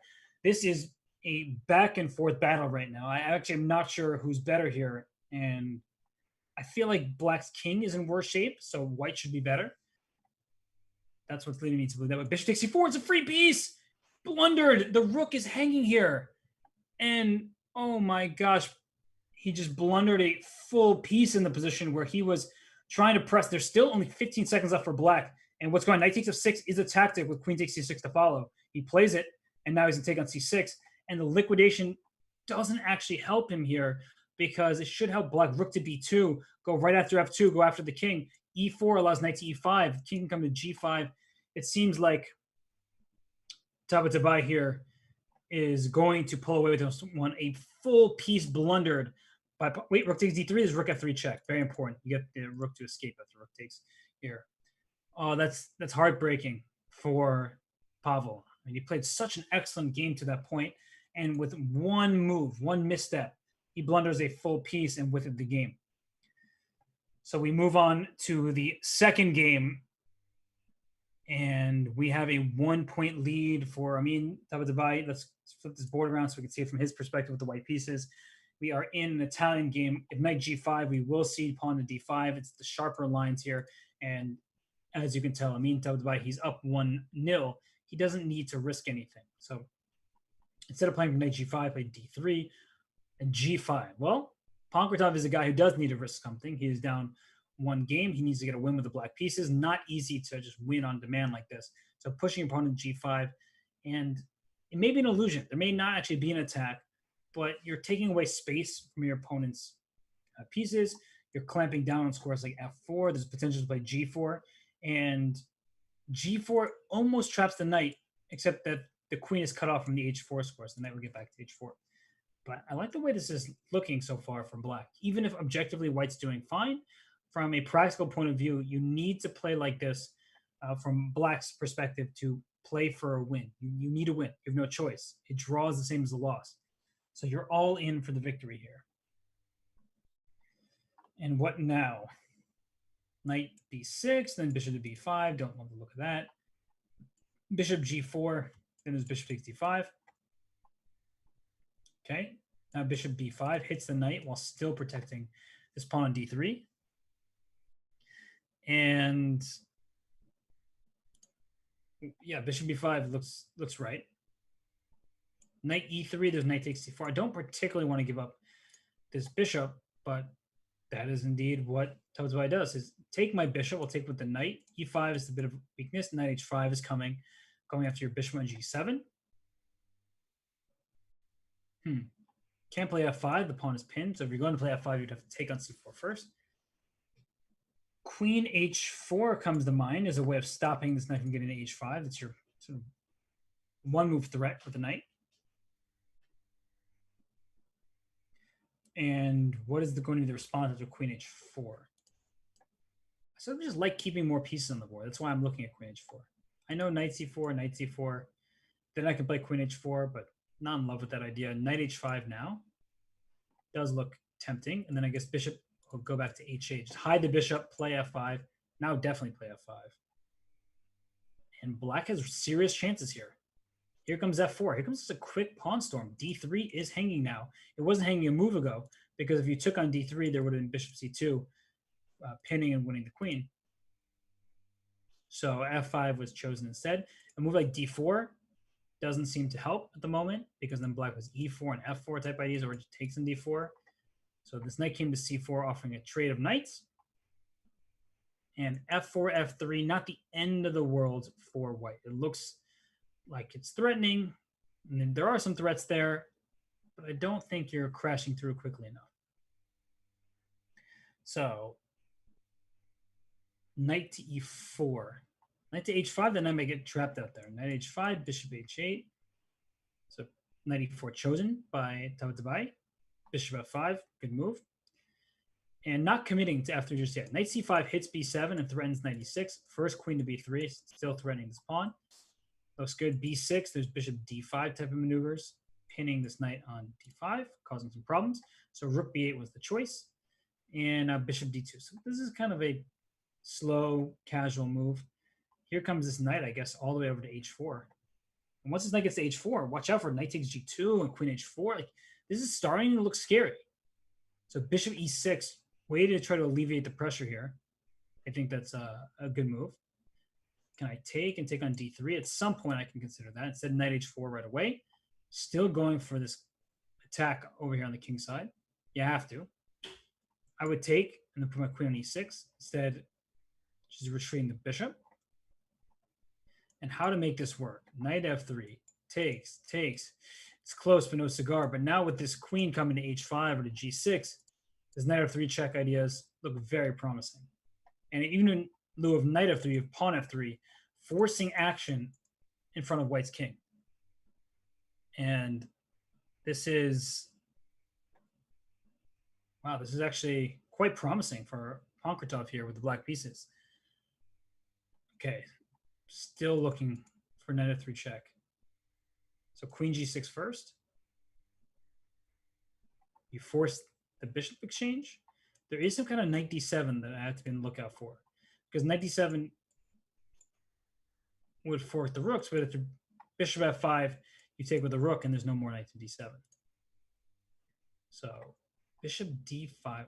That didn't stop knight f3. In fact, that welcomes knight f3, and knight f3 is just too strong. Losing an exchange. Can I take on h2? He might be able to take on h2 and go for checkmate. So that's a moment that I'll have to revisit after this game concludes, but they will go right to a bullet if it's a win for Pankratov with the black pieces. He is up in exchange. He probably should win this game, but it's not clear whenever there's a king on h7 like this, potentially vulnerable. Knight takes c7, that's a free pawn. Down goes that pawn. That's one you're going to miss. Knight back to b5. I think you kind of have to. And I'm looking at f3 type of maneuvers. Don't seem to work out. g3 as well. Looks strong. Takes, h3. It's like you're barely holding on here, but you are. 25 seconds left for black. He needs to win this game. He needs to get this one. And he's up in exchange for one pawn. d4. Offering up trades of rooks. Kind of scary because of back rank threats, but not the end of the world. At least not yet. So knight takes d4, bishop f4 hitting the rook. The rook comes to f8. Now bishop e4. Just looks like you're attacking multiple things at the same time. Ooh, queen b1. This is even better. Watch out, hitting multiple things. Queen b1's checkmate, and the bishop's under attack. g3. Wait, queen b1. It's mate. He had to go g3 there. Oh my gosh, a missed opportunity for Amin Tabatabai, just missing the checkmate on the back rank. And with that, we are going to have an even match. 1-1, we will go on to bullet. That was a tragic oversight. Here you have to play g3, make space for your king. Queen b1's only a single check. It's not a knockout blow. And you would have had an escape route for the king. Instead, bishop e3, queen b1 is check and mate. And that's it. That's it. So, yeah, just first overlooking knight f3 check that was bound to be played. And I was looking at knight takes h2, king h2, g3 check. Here, queen h5, going like for this kind of checkmate. It may have been even stronger. I'm not positive about it, but it looks like a very vicious attack.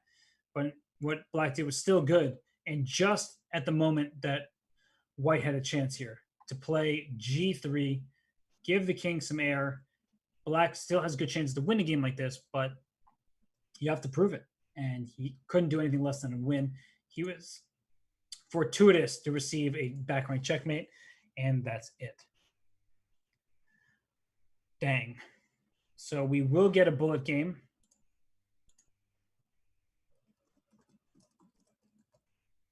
And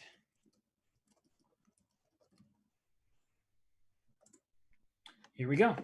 Pankratov has the black pieces. Amin Tabatabai has white, and we are off. This is 1 minute with 0-second increment. Here we go. So white castles. The center is now good for white. You 3 pawns here. Black challenges with e5, hoping to check on d4 and open up an attack on this pawn e4. White plays d5, again, a standard King's Indian defense sort of lines, and I think that d5 should be played. It just restricts black's pieces. The bishop on g7 looks particularly useless in those kind of positions. Watch out for knight b5 at some moment because you're attacking the pawn d6. Now you can't do it. The bishop and the pawn team up on this d5 square. So knight retreats to e2. e4 is well defended by the knight and the bishop here, as well as the queen on c2. So bishop f4 going right after d6. Bishop retreats. Now what you want to do is black is somehow keep this pawn safe and sound, bring this knight to e5, but you can't go knight e5 with the pawn d6 threatened a couple times here. So g5 is not out of the question because the knight is on e6. I would think about playing g5 for black, trying to get my own knight into f4. Bishop h6 also comes to mind. Get my bishop to e3 with check. f4 doesn't work because knight takes g4. I would like to play f4 though. Knight d4. Can I bring my knight to f4? Trade on d4 instead. And here comes rook d1. Here comes pressure on the d6 pawn. It feels like this kind of Maroczy bind situation is looking good for white. Watch out for knight takes g4 because the knight at c3 is hanging. A second time, the knight drops back to b1 for that explicit purpose. I'm still looking at d5 and looking for some kind of capture on g4 at some moment, maybe bishop g4, and take back with the knight and sacrifice a piece for a potential attack. But this is a pure bullet game. There's no increment. And Amin Tabatabai has lost internet connection. I see member offline, and now he's back with 15 seconds left, takes an a4. But with the internet problems, Pankratov is so smart to make the sack here. Okay, let's see. Who's the better bullet player? And the internet connection should tell the story here. Queen h5, bishop g3. I stop you from checkmating me. Bishop g3, play bishop e5. Trade bishops, play bishop. Oh, queen b3, protecting here. Well, I like white's position, but I don't like white's internet connection. And oh my gosh, like his internet connection is barely stable enough. And in fact, he's winning on the clock, but on the board, 95, hitting the queen. I would even sacrifice the queen in some of these lines. Rook h8 coming. Play rook h8, queen h5. There goes a rook. Here comes a queen trade. Black is slower. And what is happening here? So Pankratov is slower despite having the more stable connection. And Amin Tabatabai wins the game. And with that, he wins the match into the final. So, I mean, that was the unstablest of unstable internet connections.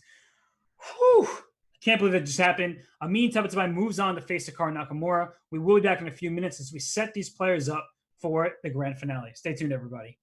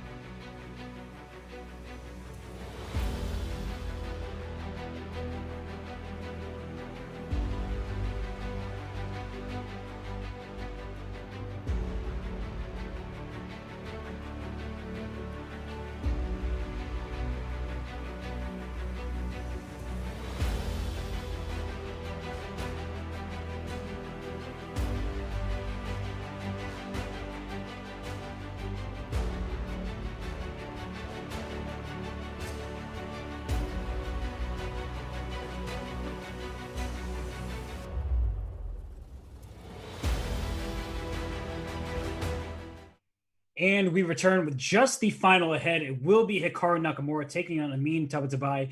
Amin had a great Swiss portion, 9 out of 10. Hikaru just a half step behind with 8.5 points and has looked dominant in the KO portion of this. So Amin Tabatabai, his internet connection looking a little bit unstable. He still won a bullet game despite sacrificing something like 10 seconds because of lag and disconnection and still won that game. Credit to him. He makes his way to the final. I am excited for the finish between these two players. We have liftoff now. So Hikaru Nakamura gets the white pieces in the first game. Interesting. Amin had the choice of which color he wanted because he finished higher in the Swiss tournament. He takes black. We've seen the players choose black voluntarily many times because they want to see how they'll hold against the pressure that the first move advantage gives their opponent, and then in the second game they can determine what opening to play. So here we are. We see both players on camera here. Amin Tabatabai, he had to apparently go on his phone for the to be following the fair play protocols. It looks like his internet connection is struggling though. So I guess going on the phone didn't really help the internet. And he's back. He plays B6, but I'm worried about his internet, especially against a speed demon like Hikaru Nakamura. I'm also jealous of his fan. We all want to have a fan like that. I know that a lot of us, we sweat bullets when we're in hot rooms, but others of us have fans right in front of us, and that's a good look for him. But right now, Bishop D6 played by Black, just trying to develop castle kingside, and White would play Bishop B2, look at the E5 square. So Black says, nah, I got that square under my control. 3 of my pieces are aiming right at this E5 square, so you don't have time to play knight to E5 yourself. And at some point soon, Rook C1, putting pressure on C7, but Black can always launch this pawn forward with C5. So this move A4 is a curious one. Black plays A5 just to not allow White more space there, potential A5 and even A6. Queen C1, trying to play Bishop A3. So Hikaru going for an exchange of dark square bishops, saying that there is going to be a problem on C7, or if you push it to C5, a problem on C5, and the E5 square is one that you need to keep your attention on. So I think we're going to see Queen takes A3. Okay, he doesn't want to trade queens. I'm looking at immediately at C5. This move just feels like it's necessary to play. But a big problem with C5, I guess, is after C5 D takes, if you take with a knight on C5, you're left with an isolated pawn. And if you take with the pawn on C5, I can take on E4 then, and you're left with a compromised pawn structure on the queen side. So here, tells what I was thinking. I like the move C5. That's what I would go for. He takes on D2 instead. And he was worried about what would happen in the event there was a capture on E4. So he takes on D2 first. I don't like the look of Bishop F5 because it pins the knight. And if you can take this knight, you'll have a good knight against a not so great bishop. So I'm looking at Queen D6 invites Bishop F5, which I think Hikaru, there it is. He didn't need a second invitation. That is an idea. Knight E5 immediately is a threat. And what else is threatening is Amin Tabatabai's internet connection down into member offline territory again. Oh, he's back. But he's not going to be able to win bullet scrambles against Hikaru Nakamura in general, but especially not when his internet connection is going in and out. So Rook to C2 looks right, just putting pressure on the C7 pawn, inviting C5 at some moment, because once I take with the B pawn, this B pawn is overloaded, protecting both squares. So Black is kind of just not moving. That's his strategy. Rook to C6, it threatens the queen drops back, not the end of the world. Knight D3 now, this is actually a big moment, because if you took on D3, the queen would have taken and this rook would have permanently been planted on C6. Instead, the rook is forced to retreat, and now C6, but this doesn't look good either. I would play B4, good move there by Hikaru. Just trying to play, I know this is what the bathtub pawn structure, that's what they call it, but he's just trying to play to open up more avenues of attack. And so C5 played to make this bishop look better at some point, but this rook is going to gobble up on C5. The A4 pawn will fall. And I guess Tabatabai thinks this is his best chance, where if he can exchange off more pieces, even if he loses this central pawn on D5, he says, oh, it's 4-on-3, same side of the board. Most of these rook end games will have drawish tendencies. So let me hope for that. But Hikaru's up a minute on the clock. Why in the world would he trade off pieces so easily, especially when this king is potentially weak? So h4 gives you space off the first rank and allows for h5. Take on c8, play knight takes d5, and that looks like you're closing in on a position that you can't complain about. But after knight takes d5, there is king f7. So that's the one annoying thing. There's queen a7 check, actually. Nope, take on d5. Definitely take on d5 with the knight. And king f7, the way to protect f6, there's queen a7 check. Perhaps it's not game over, but it doesn't look very friendly. So Hikaru's sitting and thinking here. What's he thinking about? He can throw in h5 or something like that, but king f7 can be the move played anyway. So knight takes d5 looks like it. And yeah. So Tabatavai's internet connection has stabilized. Hikaru spent quite an extensive think there on knight takes d5. King f7, I believe, is the move. Has king g7. Okay. I guess that gives you the h6 card. Probably that's smarter in the event of queen a7 check. Not that queen a7 is necessarily forced right now, but played. Just not bishop b7 or bishop e6. So king h6. Oh, king h6 is queen f7. Maybe.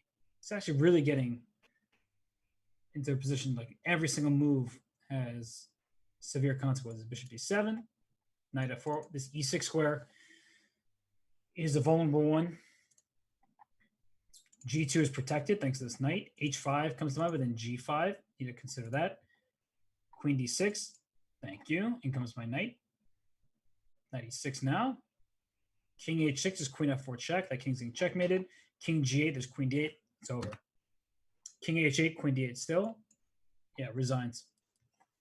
It's resignation. The knight and the queen work together so well here in a way that the queen and the bishop did not. So we now have Hikaru with the black pieces. I mean, to divide with white. What will he play? Will he play bishop c4? Will he play bishop b5? He plays bishop c4. We have an Italian game, and he's going to play d4. Okay, he's going for it right away. Some of these lines are quite sharp. With extensive opening preparation, you're able to withstand the pressure and equalize without, I'm not going to say without too much difficulty. It's always going to be difficult because of the asymmetric pawn structure, the complexities here. But with the type of preparation that Hikaru Nakamura usually shows, he should know how to figure this one out. f6, chiseling at white's center. This bishop can come to g4 as well to pin the knight and make e5 even looser. So f6, and now a think by Tabatabai. And you don't want to be spending this much time here. So I keep looking to see if he's connected. Yes, seems like he's still there. He's still trying to figure it out. He plays queen to b3, putting pressure on d5 and threatening knight takes e4 because the pawn is pinned to the king. So after knight takes c3, he'll take back with the pawn on c3, reinforcing his pawn chain here. All right, takes on c6 first. Interesting. Very interesting. I guess knight a5 was a possible response to pawn take. So he takes first. Now he's trying to play with his center here, but bishop g4 immediately threatens to crack the position. Bishop takes f3 would force g takes f3. White's king side is now vulnerable. I understand the c6 pawn is under attack, but after takes, everything opens up. It's the white king that's stuck in the center. So taking on f6 first. If you take with the queen, in comes knight to e5. That actually looks quite pleasant for white.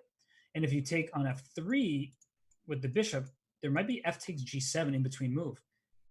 And then I take back on f3, and this king is a bit exposed. So interesting moment here for Hikaru as he figures this one out. Because this knight landing on e5 is uncomfortable. This bishop on b6 is left out of play. He does decide to take on f3.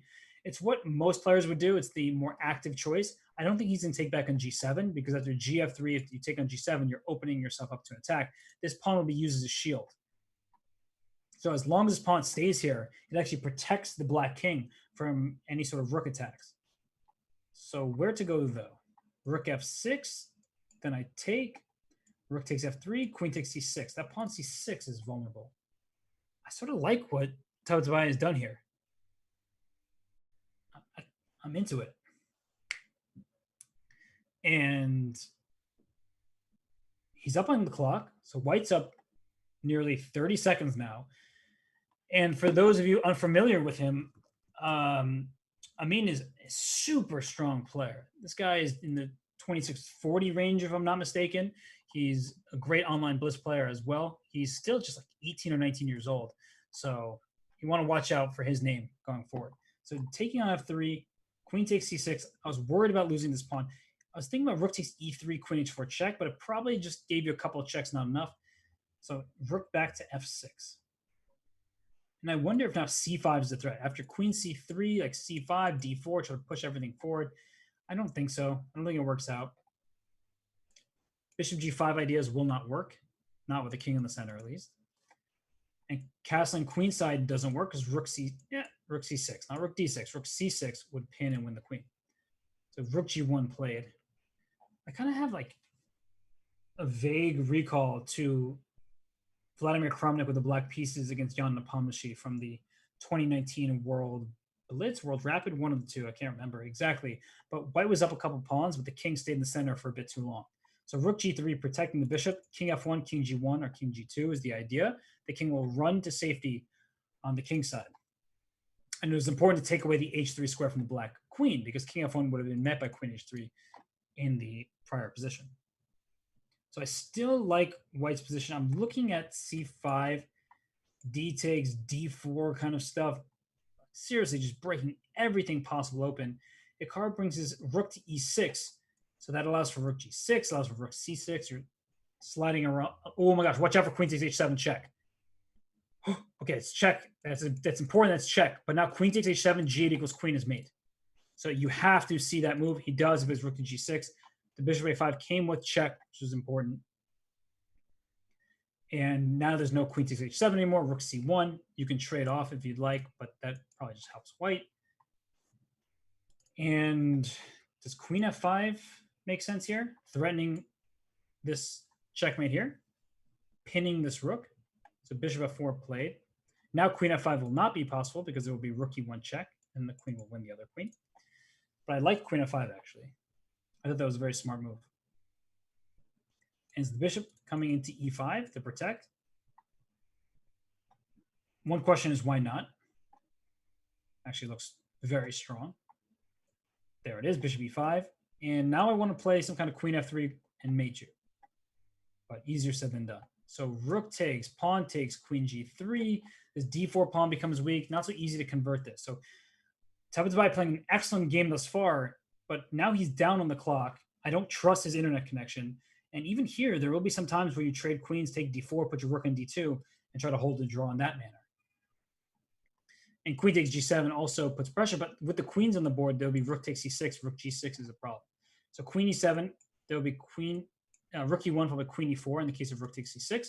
You have to be careful before doing that. Does it work? Can the king just slide away to h3? There'll be a lot of checks. Looks risky. So queen takes g6 instead. Okay, that's just it's kind of an obvious move. Didn't really think too much about it. Now my queen has open space. Queen f6 played, hitting d4. So d4 still can be taken. Then rook f3 perhaps. The king is very safe for actually queen to b8 check and then rook to g3 because the king would have to take on g7. Queen b8 check. Rook g3 check. Queen c7 check. And then you take on g6 with check. Or is it rook h3? Rook h3 might have been like a mating attack, but it takes on c6. And where does the king go? Queen c2 check. Queen c3. Offer a queen trade. And if queen d1, king g2, queen g4 check. Okay, so how to do this? How to make this work? It's really tough. As an f3, I guess he gives this check, which I don't think actually helps him that much. Because there are multiple checks. There's b1 and h1 for black. It's not about the pawn quantity at this point, but the quality. And this d pawn is trying to run quite quickly. So check. Oh, queen g2 check. He won. He figured it all out. He ended up winning the game. He stole the pawn. And now we go on to bullet. That was fantastic there and you saw him rocking. He was shaking. He fist pumped. He is pumped. That is what we love to see. We get into the bullet now. And Amin Tabatabai has life here. He's looking at his phone. He is a happy, happy man. Ooh, Woo! Queen h3 ends the game because queen g2 check is a check no matter what. Your king has to step foot on the g file. He found all that with just seconds on the clock. Really impressive stuff there by Amin Tabatabai from start to finish. He played an opening. As I said, it gets sharp. If black knows exactly what to do, you can kind of eliminate some of the bite in the position. But what he accomplished was at a critical moment was here. After e takes f6, either black gives up this e5 square to this knight, or you allow what happened in the game with f takes g7, because if queen takes f6, knight e5, you're worried about your bishop just being an awful piece over here and white's pieces being much stronger. So that's why, and not to mention the c6 pawn being under attack. So that's why what happened in the game makes sense, but it ended up giving white first an extra pawn, then a second extra pawn, and he was able to convert in a mutual time scramble. So well done by Amin Tabatabai as we get to the final position again. Hikaru Nakamura nicely won the first game. Amin wins the second game. Trying to take a breath here. They're playing for 12 points in the standings for the Speeches Championship. And here we're off. Hikaru Nakamura gets the black pieces because Tabatabai finished higher in the standings from the Swiss portion. We see Hikaru do his little like rat defense, knight e7, knight d7, then play e5. You break it, at the moment you feel ready, d5. That way you give white an isolated pawn. And this is good news for black. The bad news is white is a little bit ahead in development. The bishop on c8 is not out yet. Bishop g5. So he could have won bishop f6 to repeat, but then white probably would have won h4. Knight f4 is not bishop c4. Take with the f pawn.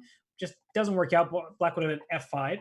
So instead we see this pawn gets a d5. Watch out for the b7 pawn. That's weak. And if rook to b8, there's bishop a7. Don't take on here because rook to b8 traps the queen in. Otherwise, you lose the bishop on c6. So now there's some knight g5 stuff that I'm looking at. I didn't like this move f5. In fact, I'm liking the way Tabatabai is handling this. So now bishop c5 was a threat. Okay, knight g5. You have to play knight g5. Both players, somehow this move didn't come to their minds.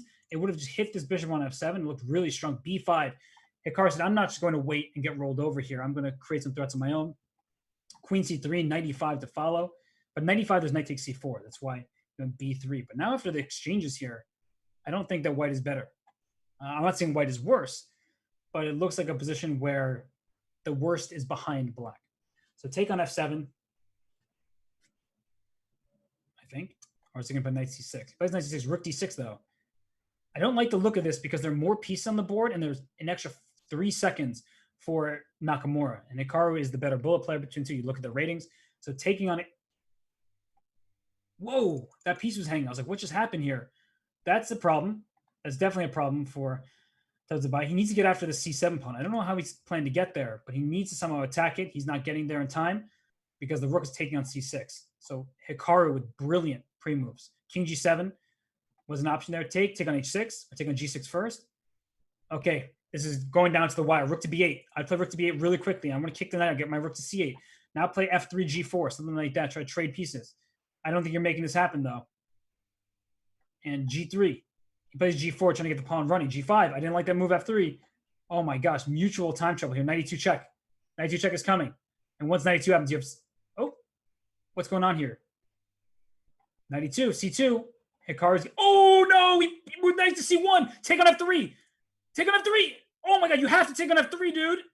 Bishop e3, a brilliant pre-move. Not a pre-move. He stopped the pre-move. That is Hikaru Nakamura showing off his bullet skills because he blundered. We all saw him blunder with knight to c1. Then after rook takes c1, he was... I don't know exactly what he was trying to get his pawn to c1. I'm not sure. But here, you have to just take this pawn f3. You can no longer lose the game. And bishop d3 cuts off the rook from the pre-move that he was trying to make of rook takes f3. And that is how you win bullet games that you may have no business winning over the board. Hikaru Nakamura shows excellent just prowess there at that moment. We take a breath. We see Hikaru Nakamura take the grand prize. Amin Tabatabai, you got to tip your cap off to him. He was playing on shaky connection. He made it all the way to the final. He won a game on demand to take Hikaru Nakamura into the bullet. And then in the bullet, his back was against the wall. He was losing. He almost survived, and a very clever bishop d3 interception by Hikaru Nakamura wins him this Speed Chess Championship Grand Prix leg. So on that note, we're going to move on. That's the end of the show here. Thank you so much to everybody tuning in. We will have a Chess Kid show for you all to watch. It will be some team battles. So everybody enjoy that. I'm taking off. Until next time, enjoy the show.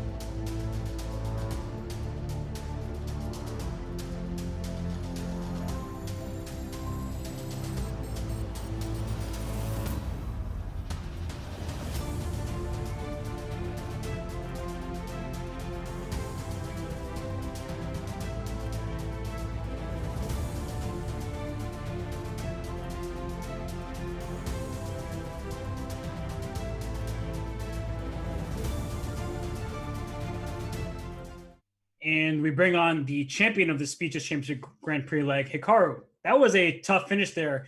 Were you nervous at all heading into just a bullet tiebreaker?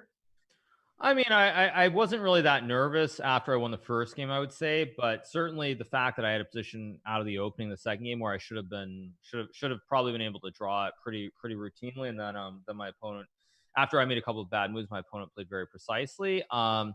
It wasn't a great feeling. And then on the bullet, actually, I thought the bullet was very smooth until I suddenly forgot that there was no increment, because basically, what happened is that with this moment when I took the two pieces for the rook, I for some reason forgot and thought it was 1+1 because of the previous game that I had watched where it seemed like it was 1+1. So because of that, I used all this time. And then luckily I realized in that half second that it was 1+0 and I came back. But still, to make that knight c1 pre-move was really unfortunate. I was lucky the game didn't end in a draw there, and I was still able to get the flag. So it worked out, but yeah, it was a lot closer than I would have liked for it to have been. Yeah, I mean, can you explain how difficult it is to jump between time formats? That is what happens in the Speeches Championship in general, but jumping from a 3+1 into a 1+0, like what kind of mindset change do you have to adopt? Well, for me, I mean, I'm a little bit lucky that I tend to be pretty fast, and I've played a lot of bullet throughout my career. So it doesn't really affect me that much. But I think it's hard. Sometimes you forget that it's 1+0, because if you look at the speed championships, it's always been 3+1, and I think it's always been 1+1 if I'm not mistaken. So it's not that hard for me per se, but certainly just to remember that there's no increment. Because like for example, there was this game in the qualification portion between Fabiano and Ali Reza. And in that game, if that had been 3+0, I think Ali Reza would have probably won that game probably at least 80% of the time. But because it was 3+1, probably should win that maybe like 40% of the time. And then of course it didn't go his way. So when you get used to playing the style with increment and then playing without, it is definitely different. And I think the main thing though is just in bullet, you just move fast and good things will happen generally. Yeah, and well, speaking of the final couple rounds of the Swiss, it feels like forever ago. But you made a couple quick draws. Did you just say, "I'm going to make it to the bracket. Doesn't matter what seed I am, and my chances will be as good as, if not better than anybody else's"? Yeah, I mean, I think when you're playing in the when it's something where you qualify, a certain number of people qualify. It's more about getting in there than thinking about like, oh, if I finish first, I'm going to play number 8, and maybe that's going to be a weaker guy than like number 5 or something like that. But I've always found that when you try to game it in that way, where you try to play, you take a huge risk because obviously, if you blunder and lose the game, you're out. But then secondarily, most of the time, it just doesn't work out the way you think that it will work out. So it's just something where I think you focus on qualifying and then worry about the rest. And so I wasn't really thinking about anything except finishing the top 8. And then, if I played Fabiano or Grishuk or whomever, it is what it is, but you just play the game.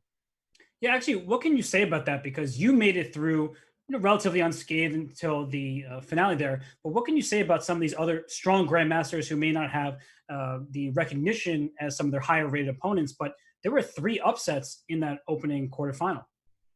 Yeah, I mean the Indian kids are good. What can I say? So, I mean, the fact is, like, I think is it Raunex had won? I think that's his name. Yeah. He played in Isle of Man last year. Did he actually play you? No, we never played. You didn't play him. Okay, somebody maybe he played Shanklin then. He played some American. And I think he lost that game, but he had a very good result overall. So a very talented junior, and then also Aravind. I mean, he's been known for quite a while now. Also very strong. And I think just when it's a best of one, especially at the start, anything can happen. And we certainly saw that in the Fabiano game, because he was completely winning most of the way, and then just slipped for a couple of moves, and it was just over. So, yeah, I think it happens. And then Pankratov, obviously, he's a blitz specialist. I've played him many times, both over the board and online. Very dangerous guy, and best of one, anything can happen, I would say. Yeah. Well, when you're involved, it seems like we are never surprised, and never too concerned about your result. But you showed some great strength once again. So congratulations on winning this Grand Prix leg. Thank you, appreciate it. Of course. And there you heard from Hikaru Nakamura, the winner of this week's Speeches Championship Grand Prix. He beat Amin Tabatabai in the final by a score of 2-1, outlasting him in a bullet game with an amazing interception because he knew what his opponent was pre-moving. He didn't allow that pre-move to happen, and then the clock ticked to 0. So Hikaru Nakamura entered the 4 seed. He ends up as the top dog. As we see the updated Grand Prix standings, we have Vladislav Kovalev still in first place. He played today, made it to the quarterfinal where he lost. In the quarterfinals, we have Artemiev, whose name I didn't see at all, so I don't think he participated, and Hikaru Nakamura in third. You can look down the rest of the standings there yourselves. And, well, still so many weeks left of this. I'm so excited to have the call. It's been an honor. It's a privilege. Thank you, everybody who's been tuning in. Now we really are signing off. I know I tricked you the first time. It's time to go. So we will send you over to this Chess Kid event with the mighty monthly matchup. Enjoy with Fun Master Mike.